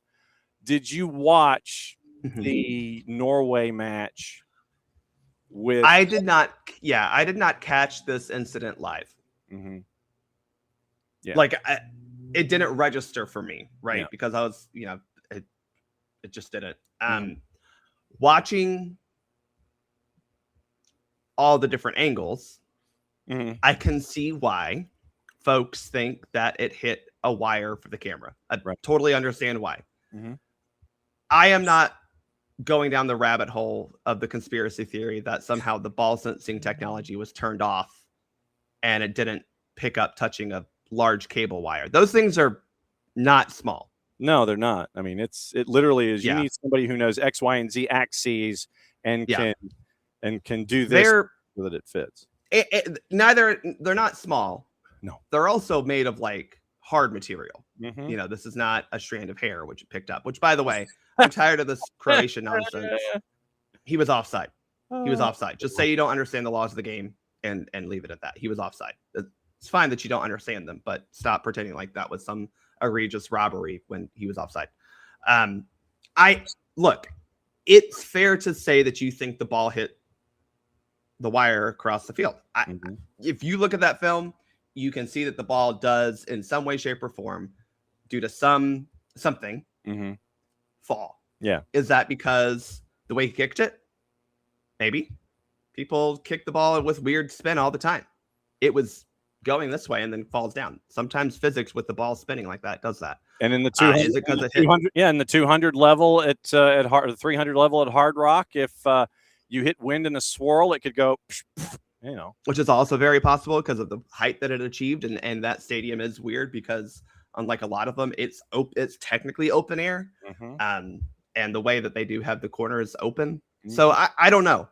The proper restart is a drop ball. Yeah. For people who care, but again, there's no way the referee could fully see that or expect that, because I'm going to be also honest, we're not looking up at the ball a lot of times when the ball's in the air like that. You know why? Ain't nothing wrong going to happen up there. The dumb stuff's happening on the ground. Actions down. You look to make sure you know where the ball is headed, and then you go look at the stupid stuff that's happening on the ground where the ball is headed. Yeah. So there's no reason why the referee on the field would have seen it.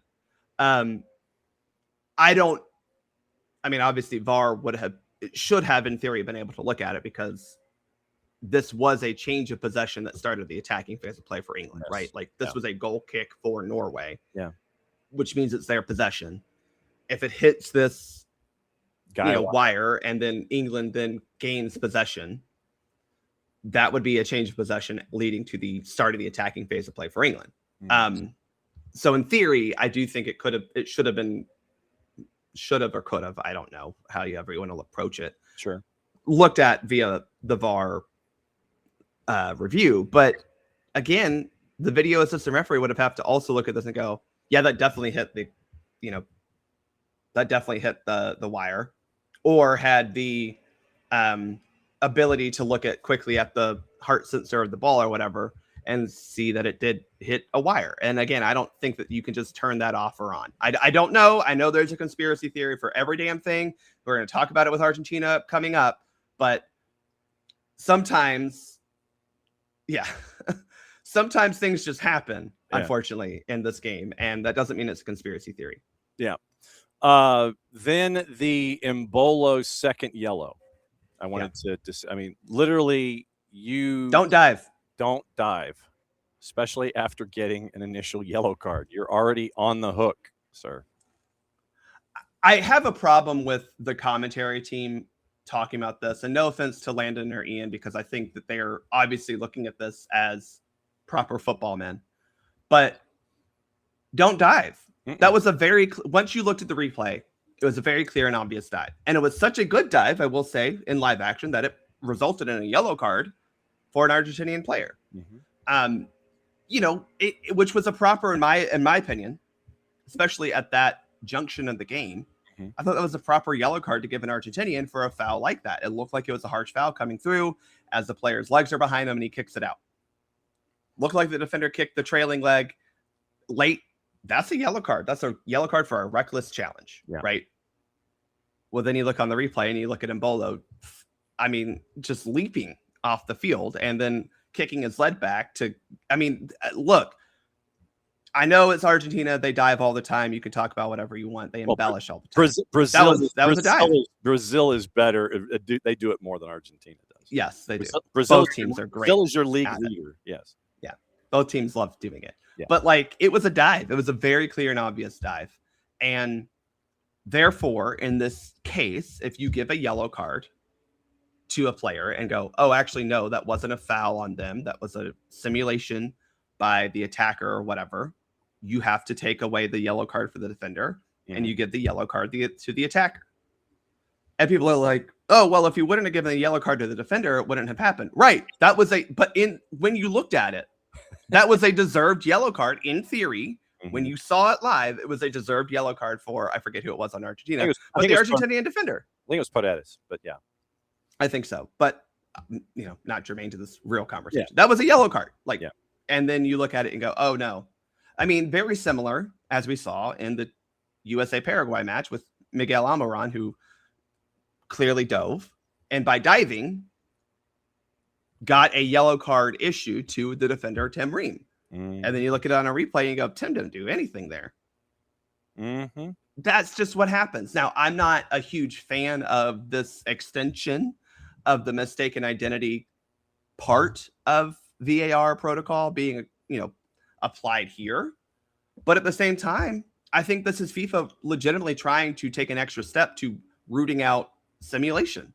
Because again, we've talked about it. There's a difference between embellishing and simulation. I think Argentina is great at embellishing, especially when you talk about Messi. He's great at embellishing to get a foul. He also is very good at staying on his feet when he wants to get a foul. But then people are looking at the same foul where a Switzerland player runs through the spot and runs into Messi. The referee waits a beat and then calls a foul. Well, they're trying to say that this is some evidence of corruption. And it's like, no, Messi drew a foul. The referee looked at the ball, go to an Argentinian player and said, oh, okay, cool. Keep playing. And Argentina goes, no, actually, we'll take the foul, which they do by not doing anything. Right. And the ref says, okay, fine, here's your foul. That is a good application of advantage. Sorry. Just because it happens to Argentina. Look, Abby, I'm talking to you right now because you send me stuff all the time trying to make it look like Argentina. Yes, Argentina gets the benefit of a lot of referee calls. Not every single call that goes in Argentina's favor is somehow rigged or corrupt or whatever. These two incidents that people are pointing at were correct by the referee crew. Sorry.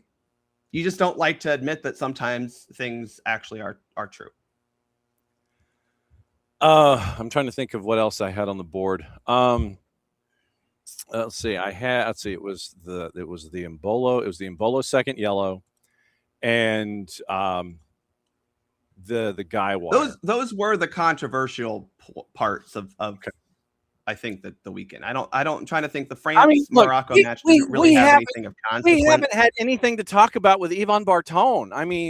This is the scary part in all of this, man. But he's been so good this tournament. He gets a semifinal. He gets a gold star. He gets a gold star on the books. So then let me ask you this: the overarching officiating question. How do you think officiating has been in the tournament on the whole, from what you've seen? I think it's been inconsistent. And you have VAR to thank for that, because I do think VAR has been inconsistent in their intervention. And part of that is because I think FIFA has tried to tell them to not intervene as much, which I think we all agree is a good thing.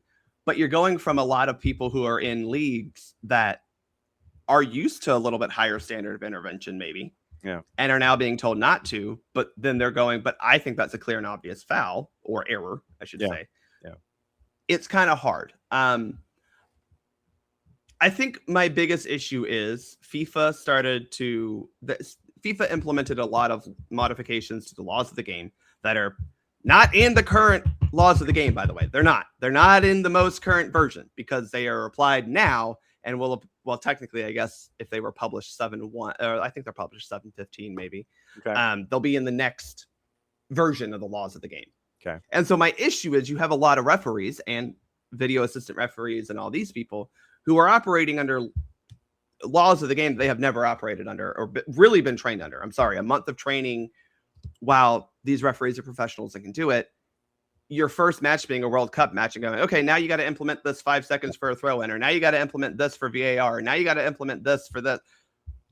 That's tough. I'm telling you, that's tough. Usually you get, literally you'll get friendlies and there were some friendlies leading up to it that like did have water breaks, but that's not the same as, okay, we need you to do the 5 second for a throw in thing. Because in a friendly, it's not as contentious as it's just not. Yeah. So I think a lot of these are because FIFA decided to start making these modifications real and live ahead of this World Cup that were not in play at all, really.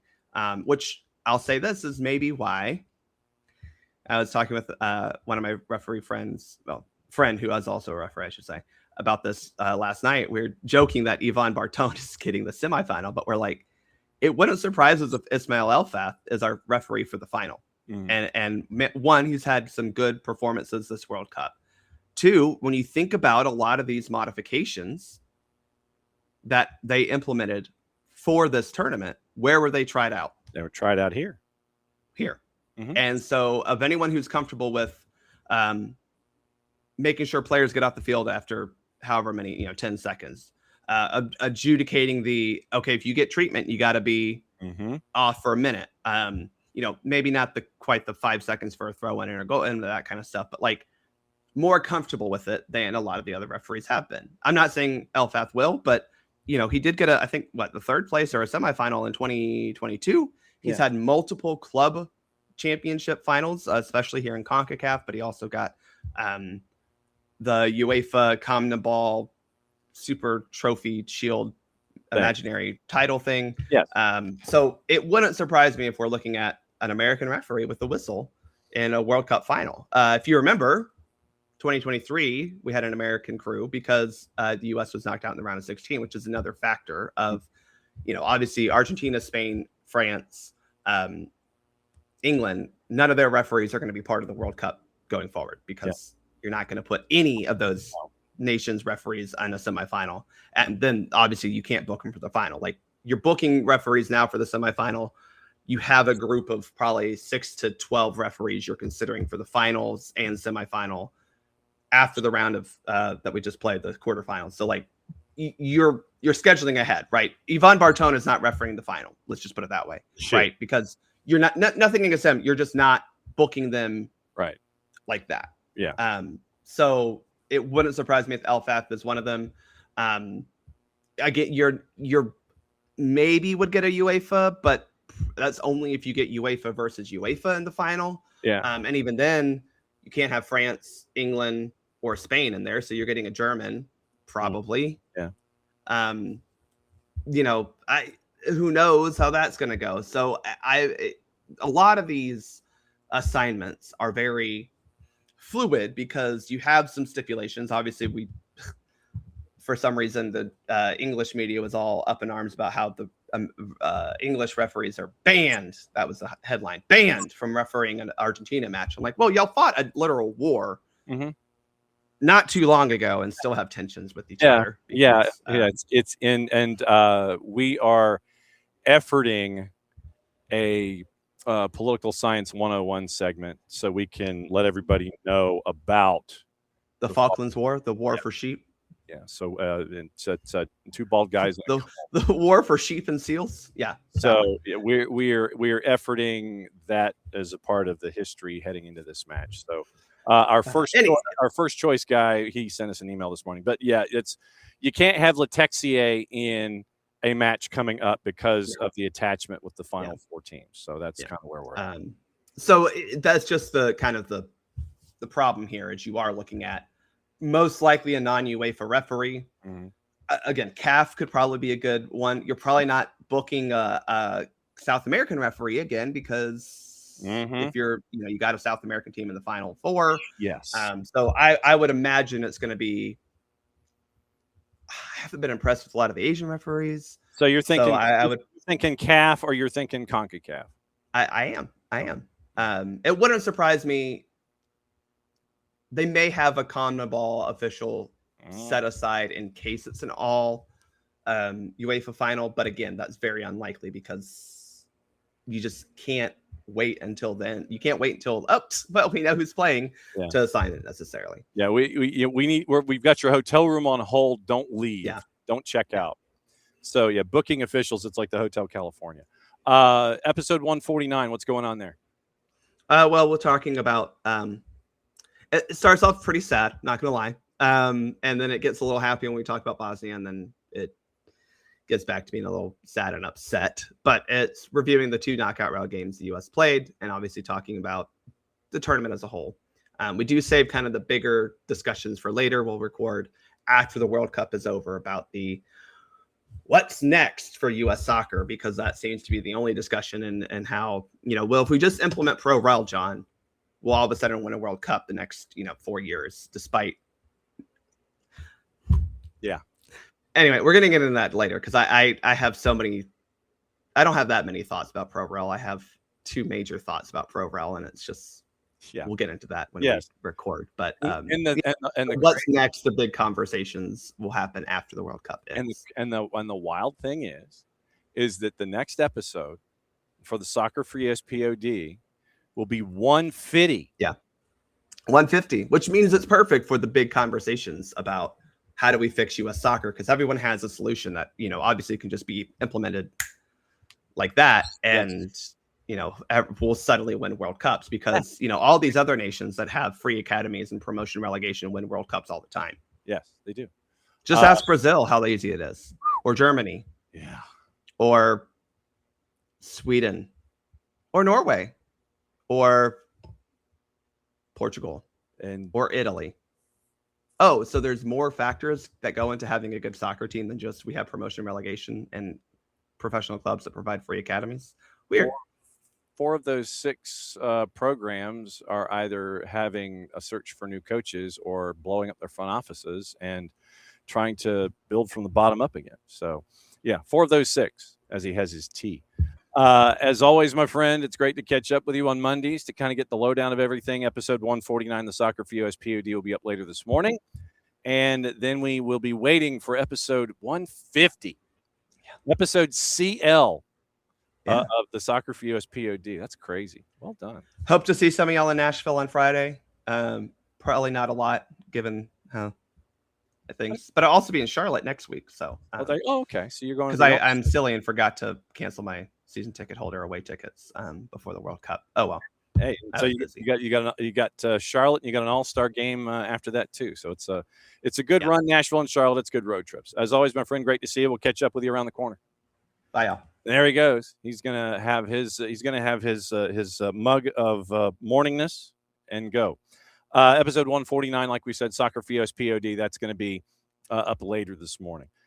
Taking the tour around the World Cup, Slaven Bilic has returned as Croatia's head coach, signing a deal through Euro of 2028, becoming the first manager in the country's history to serve a second term. Previously managed from 2006 to 2012, replacing Zlatko Dalic, who departed after a 9-year tenure that included the World Cup final in 2018 and a 2022 third-place finish. When asked about it, plans a possession-oriented, aggressive passing style and has already spoken to Luka Modric about his international future. We played the sound from Thomas Tuchel, but we'll play it again just to let you be reminded of what happened after the match, where they won, but he wasn't happy. So here's Thomas Tuchel after the match. Absolutely, no one disputes that. I'm impressed with the shift that they put in, the effort, team spirit, the belief, the belief and to overcome adversity and to dig in and find ways to win is on the absolutely highest level. They cannot get enough praise for that. But I'm also a football coach, and I think we can play better. In general, I think it was not a high-level game. I think we had better games in general. We had a lot of momentum swings for both teams. So, yeah, full credit to the team. We found a way. We're in the last four. This is, of course, the most important. But the analyzing head of me and the football coach in me still thinks that we can and have to play better football. And so today we will get the MD-1s from France and Spain, and we'll find out if the two coaches there will have anything to say leading into matches. Do not anticipate anything resembling any kind of injury updates outside of the obvious. You're probably going to get two coaches who are going to play it very, very close to the vest in a World Cup semifinal that is going to be at Jerry World tomorrow afternoon. And the MD-1s for Atlanta are tomorrow. We're anticipating late afternoon, early evening. We will all learn together when those times are posted, and we will let you know what the latest is there. Thomas Tuchel openly criticized the team's sloppy performance and loss of control. According to Opta, possession went from 67.7% to 27.1% in extra time. Jude Bellingham, when he was asked about it, suggested Tuchel didn't understand playing in brutal humidity against elite opposition. Once again, reigniting tensions from last autumn. Yeah, the quote was, yeah, well, whatever. It's difficult out there. Maybe he doesn't know what it's like to play in those kind of conditions against Erling Haaland, Odegaard, Nusa, Sorloth, and he kind of took a dig at Thomas Tuchel. And so, Jude Bellingham was not happy with how the play was characterized. But Jude Bellingham, 6 goals in this tournament compared to 6 in all of his other international matches leading in. So that back and forth continues. Top-rated player in the tournament for England. Argentina, once again, they had to work their way around 10-man Switzerland. The hybrid press, they're shadow marking Alessandro Martinez. Despite scoring the most goals, 17 heading into the semis, Argentina has run the least and been outrun by opponents in every game. Be wary of those kinds of statistics because of the context in which running is considered, because I know a lot of folks will sit there and go, well, Messi doesn't run. He doesn't run all day. He doesn't have to. Same with Erling Haaland. He doesn't run. He doesn't have to. When it's necessary, he does. But there was a great all 22 that was posted on social media where Lionel Messi was gauging where to pass and how to orient and trying to stay in line, to stay onside and all those kinds of things. So there's some really good all 22s out there to show you that Messi doesn't have to run all day on offense to get things done for Argentina. It is selective, and yes, he doesn't run all day, but he still does impact the match in his three-dimensional thinking. So that was also a part of it. FIFA also granted Argentina permission to wear the black armbands to honor former captain Antonio Ratin, adhering to rules that require the honoree to be a football figure. Germany dropped to 12th in the FIFA World Rankings after their loss to Paraguay, marking the third consecutive World Cup where they failed to reach the round of 16. Spain, ahead of their semifinal with France, will have traveled 9,000 kilometers, so that's like 5,700 miles, within a 20-hour flight time, 6 time zone changes. France remained in Boston, had an extra day of rest. And South Africa, once again, you now have I'm trying to see how it was phrased here. Now there is a police probe over the passing of Jaden Adams. The South Africa national team player whose body was found over the weekend in Cape Town. So you now have a police probe in Adams' death. In Senegal, interim head coach Pape Thiaw dismissed despite guiding the team to AFCON qualification following the 2-0 World Cup qualifying defeat to Sudan. So you've got Bilic, you have Pape Thiaw, you also have Diego Forlan, who looks like he's going to be named the new head coach in Uruguay. So keep an eye out for all of that.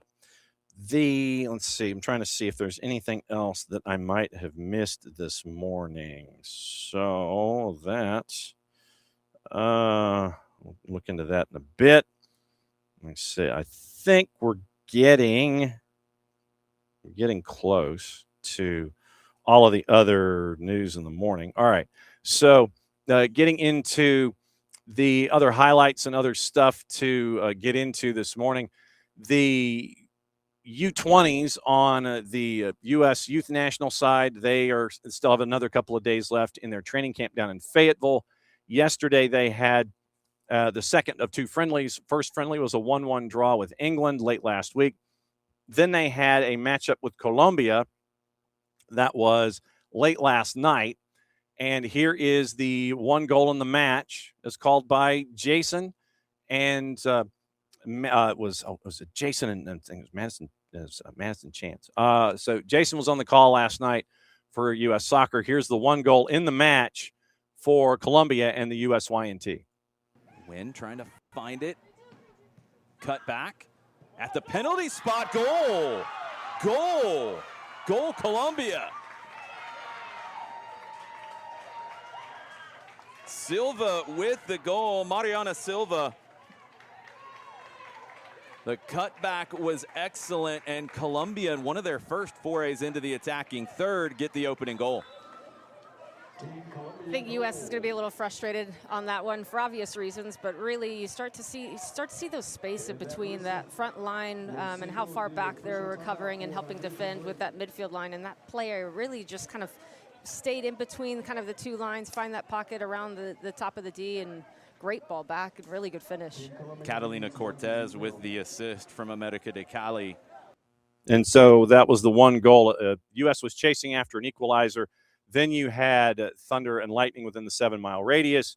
And the second match ends up as a 1-0 win. Second friendly as they are breaking in fields 1 and 2 down at the National Training Center. So another couple of days left in the training camp for the U20 side on the USYNT women's side as they're getting ready for their World Cup in Poland coming up later this year. So very, very cool to catch up with them and see what's going on down there in Fayetteville as they're getting closer and closer to World Cup qualifications and then hopefully participation in Poland later on here in the year. Okay, got another couple of things that are on the board. Before we get into gossip, rumor, and innuendo and our sources, mention the WNT. We do have a lot of lower division stuff that happened over the weekend, and it includes what happened with Georgia Impact in the WPSL. So yesterday was the end of the South Region tournament, and it was Georgia Impact and Pensacola FC. Here are your highlights in that. To find out who would go to Kansas City to play in the Final Four. Maddie was on the call for this one, courtesy of Georgia Impact to their own selves. Brought down, trying to get the runner, able to find it, driving through Sarah Houston. Houston, 1v1, Houston able to get it home. It's saved by Guzman Ortiz. O'Connor finds the back of the net on the rebound. It's Sarah Houston who's able to sneak past the back line, turning it onto the right. Her shot gets blocked by Carla Guzman Ortiz, but couldn't hang on to it. The rebound falls right to the feet of Callie O'Connor and just able to slot it into the upper part of the net. Able to find the opener for Georgia Impact. It's 1-0. This will be whistled back in play. So Guzman Ortiz is going to try to send this as up as she can. Push it forward.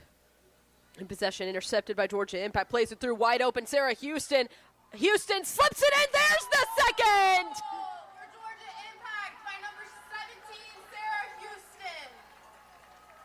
The turnover from Howell able to see wide open, sneaking through the back line. Sarah Houston, wide open, 1v1 with Guzman Ortiz, slots it into the far post.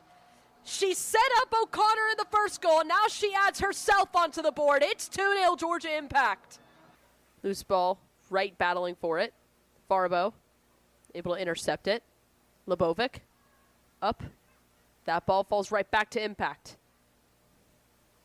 Vincent, Obradovac, leaves it for Eats. Able to play it through, finds Hart wide open. Hart trying to skip it through. Hart's able to slot it into the back of the net, and there's the third.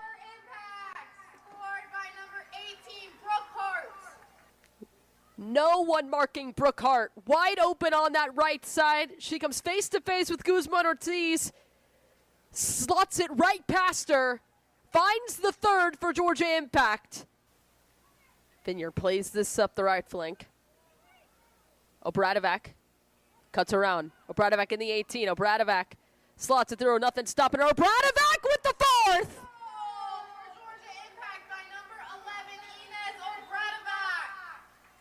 Able to slot it right in the post. She is able to connect it. It's Vineyard who sets the ball up for her. Clears it all the way up on the right flank. She's able to cut inside, dance around in the 18, slots it in to find the fourth for Georgia Impact. 4-0 your final. Georgia Impact makes it to the WPSL Final Four in Kansas City. And they will be coming out of the right-hand side of the bracket. And they will take on New York Athletic Club. NYAC got their win on the weekend, and they beat Pennsylvania Classics. So NYAC and Georgia Impact, national semifinal, 10 o'clock in the morning on Saturday in Kansas City. Bright and early, man. So bright and early on Saturday morning, NYAC, Georgia Impact on one side of the bracket, other side of the bracket, California Storm, who knocked off Spokane Shadow, is going to take on Kansas City Current 2, and basically a home game as Kansas City Current 2 beats Salvo SC. So that'll be the match to follow at 12:30 Eastern time on Saturday afternoon.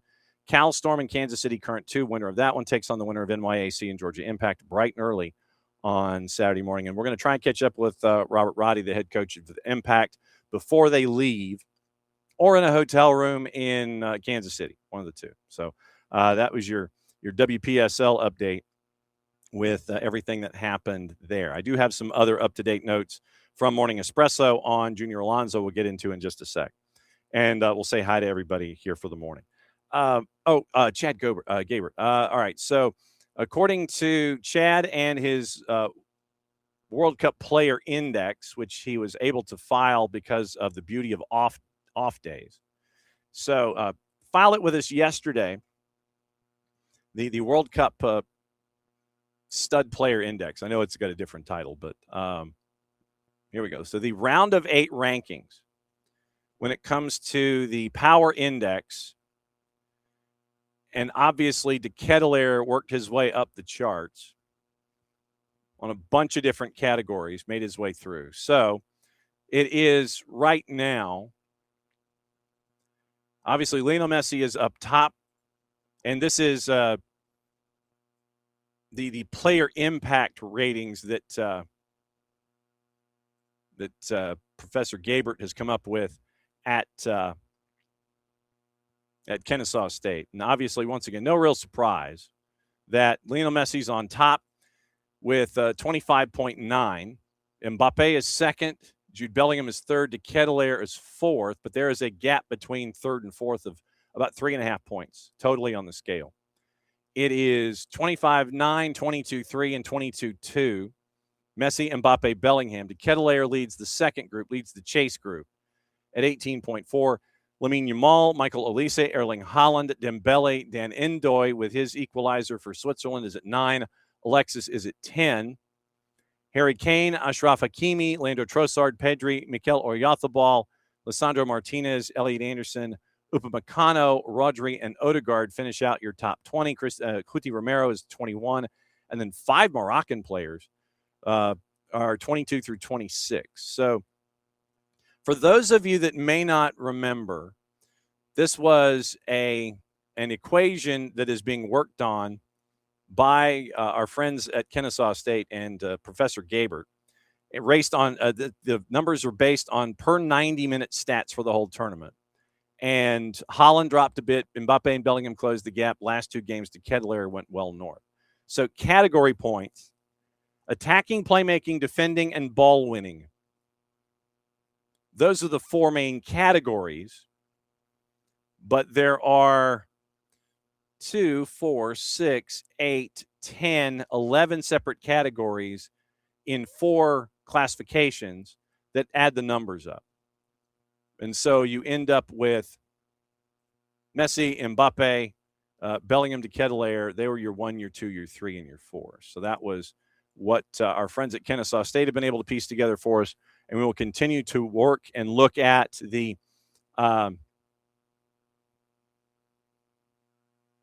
world impact, the WCFPIS, 11 key per 90-minute stats into one overall score, goals and shots on target per 90, assists, expected assists, and accurate passes per 90, tackles, picks, blocks, clearances, and then ground duels 1 and possession 1 in the final third. Those 11 categories by the sports management department are combined into a mathematical formula, and the World Cup field player impact score for the round of 32 has 3 players up top and a chase group after that. Messi, Mbappe, Bellingham, and then the chase group starts to Keeler, Yamal, Elise, Holland, Dembele, Dan Ndoye, and Alexis. That's your top 10.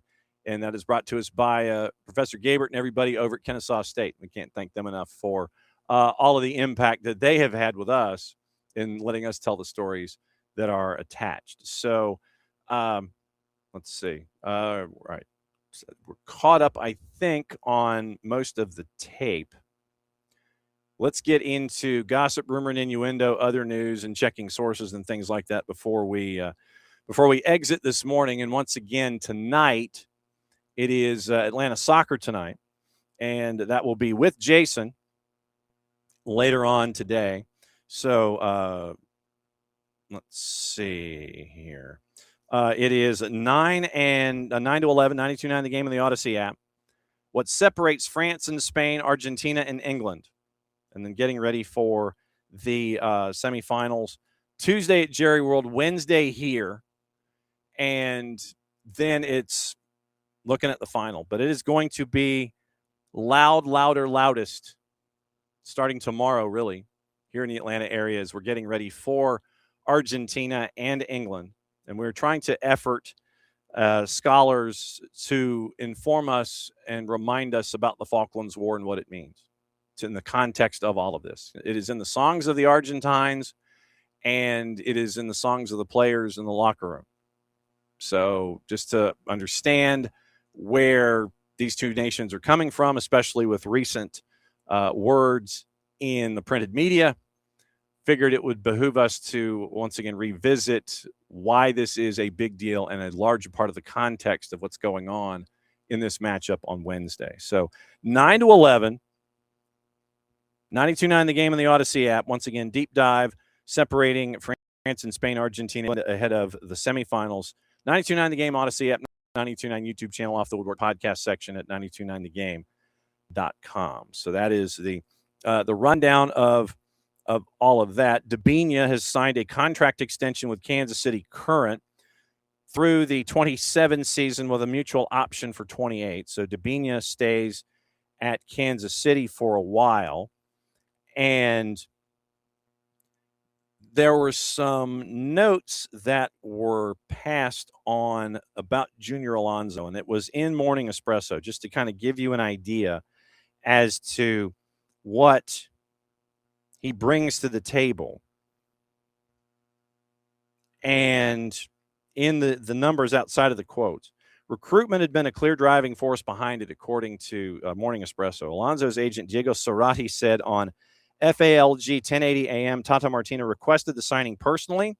Alonso wanted Atlanta over another MLS suitor once that call came in.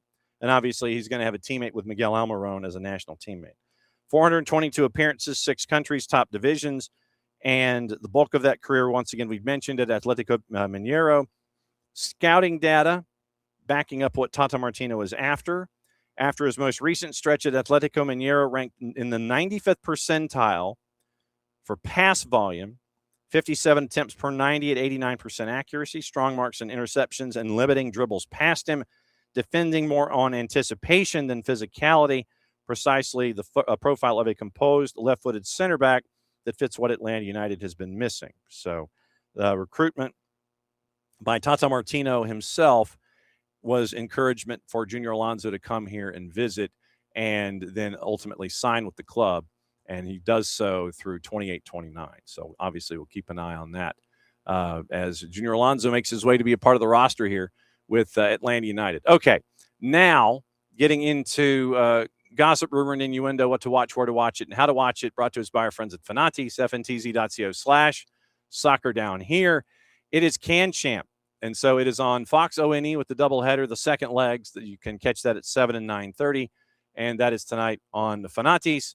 Also, if you subscribe to One Soccer in Canada, as some do, you can catch it there as well. So that's the rundown of what to watch, where to watch it, how to watch it by our friends at Fanatis at ftntz.co/soccer down here.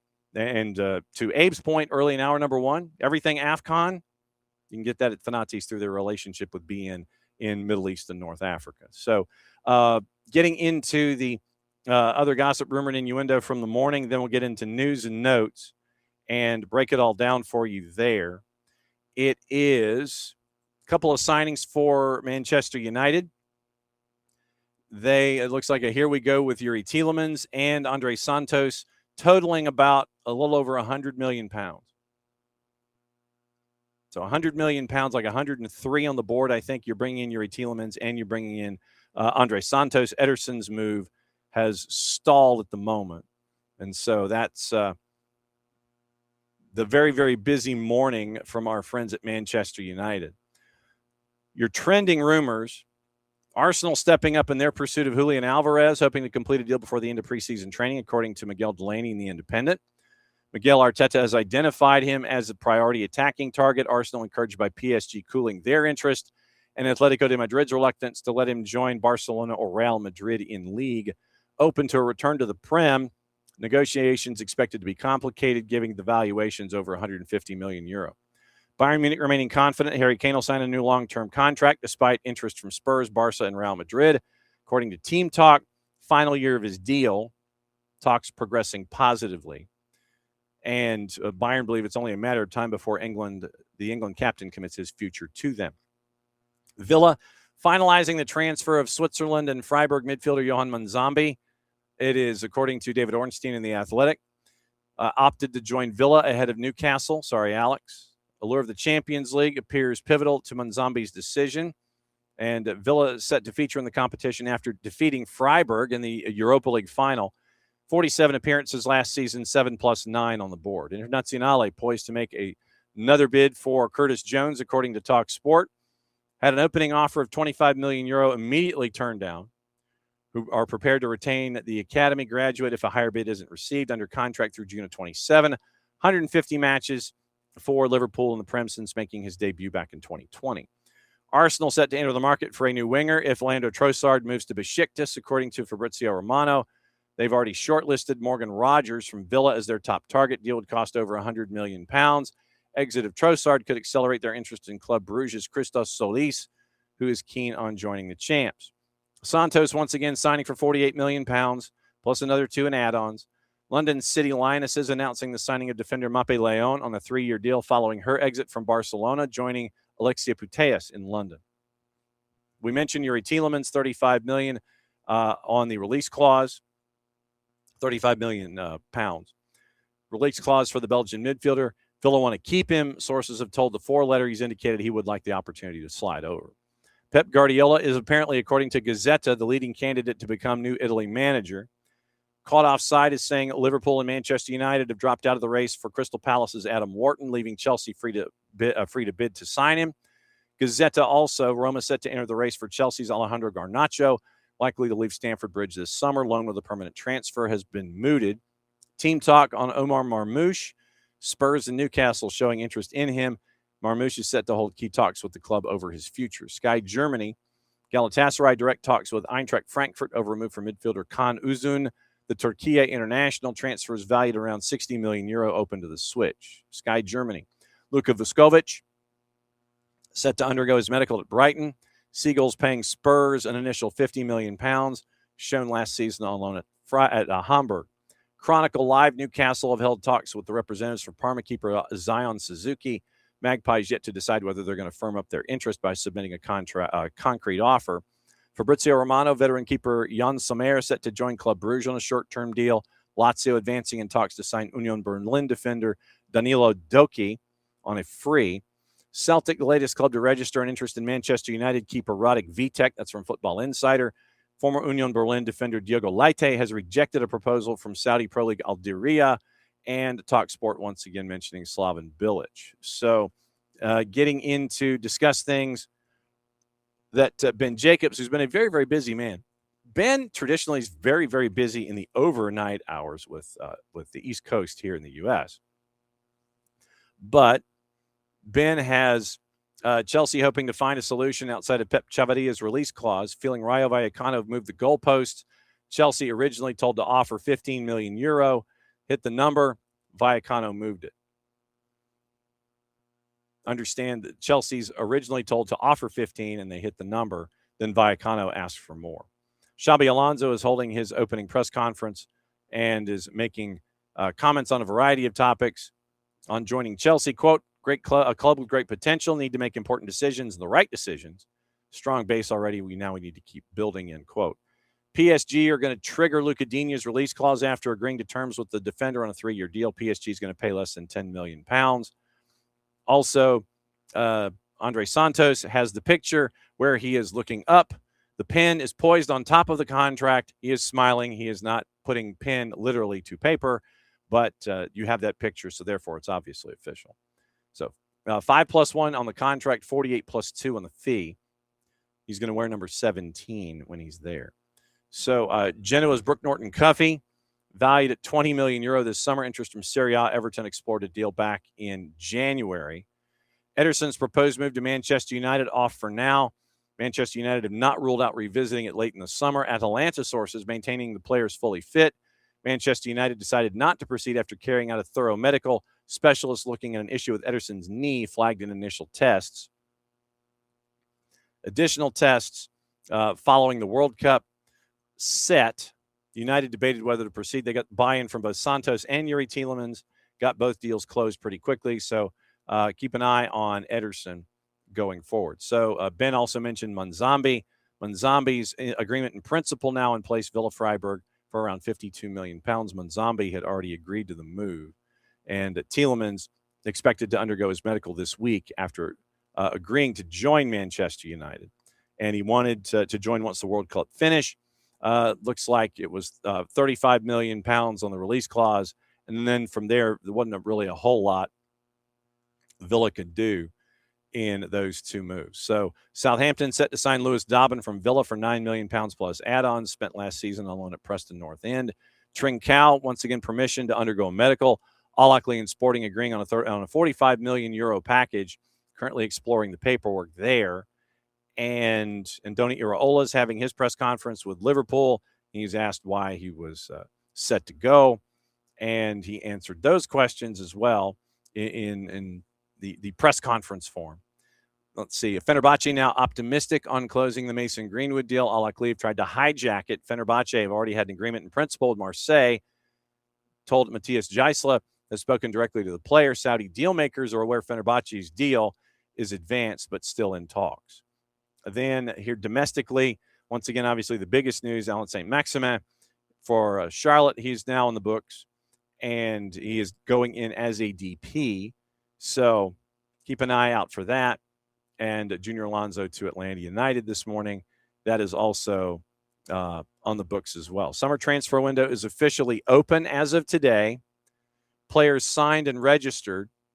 Griezmann, Lewandowski, St. Maximin, and Casemiro, which has not been announced yet, but Casemiro anticipating that that is going to happen. And we mentioned the Nathan Ordaz deal from LAFC to DC United, so obviously keeping an eye out for that one as well. I'm trying to see if there's anything else that we might have missed. I think we got it done. Tomorrow, even though my name is not Georgia Impact in the WPSL. Tomorrow, yes. Yes. Sorry, Alex is almost a default. It's a part of our lexicon. So, morning, Alex.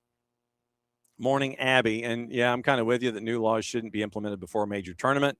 Before a season, yeah, I'm kind of with you there. So, morning, David. Morning to Nick, who is apparently mourning. Fabio Cannavaro looks like he might be out in Uzbekistan and heading back into the pro coaching game. Morning, David. Morning, Wiley. And Wiley, I understand. Wiley's going to be keeping an eye on Atlanta United. Still going to support the team, but he's keeping an eye on them and keeping an eye on the season ticket renewal. So let's see. Morning, Ricky. And morning, Wiley. And let's see. Who else am I missing? Morning, Michael Head. And good to see Michael's here. And let's see. There's Abby and there's Ricky. And it goes into our discussion with Bart. Morning, Ropes. We referenced the Battle of Hastings. Was that like 1,200 years ago? I think it's 1,200 years ago that went down. So David, Ricky, Ropes, Abby, and trying to see if there's anything else that's posted. I think we're in good shape. So once again, tonight, 9 to 11, it is Atlanta Soccer Tonight, 92.9 The Game in the Odyssey app. And we will break all that down for you. We're also going to catch up with Clyde Best. We're going to do that, and that'll be on tape, and we're going to turn that for a 1v1 coming up here in a little bit, because once again, soccer legend Clyde Best, guest of honor consecutive nights as a part of a post-film panel discussion, transforming the beautiful game, the Clyde Best story, coming to Atlanta for the Loudermilk Center. Organizers announcing together with Atlanta's Bronze Lens Film Festival event in partnership with Soccer in the Streets. Tickets on sale now, and it is a documentary on one of the folks that really you need to have as a part of your soccer knowledge base in Clyde Best. So we're going to catch up with him, and it is going to be ready to go. And we'll lock all that in. We're going to have that interview, and then we'll have that 1v1 posted for you as well. So tomorrow should be the return of KCD, and we will catch up with her and catch up on everything else, getting ready for the first of the two semifinals tomorrow, in addition to everything else. And we also have an interview after Casey tomorrow, and it has to do with education initiatives that are attached to the items and activities here in and around the World Cup in Atlanta. And so that's going to be another big piece of the puzzle that we get to work on here when it comes to all of our interviews. And so that's going to be at 10:30. So hour number one is going to be looking at all the soccer things.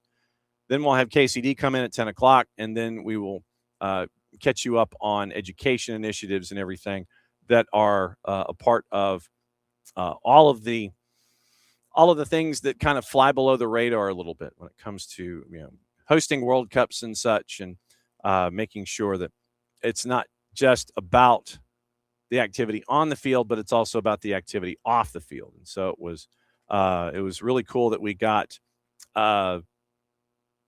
this particular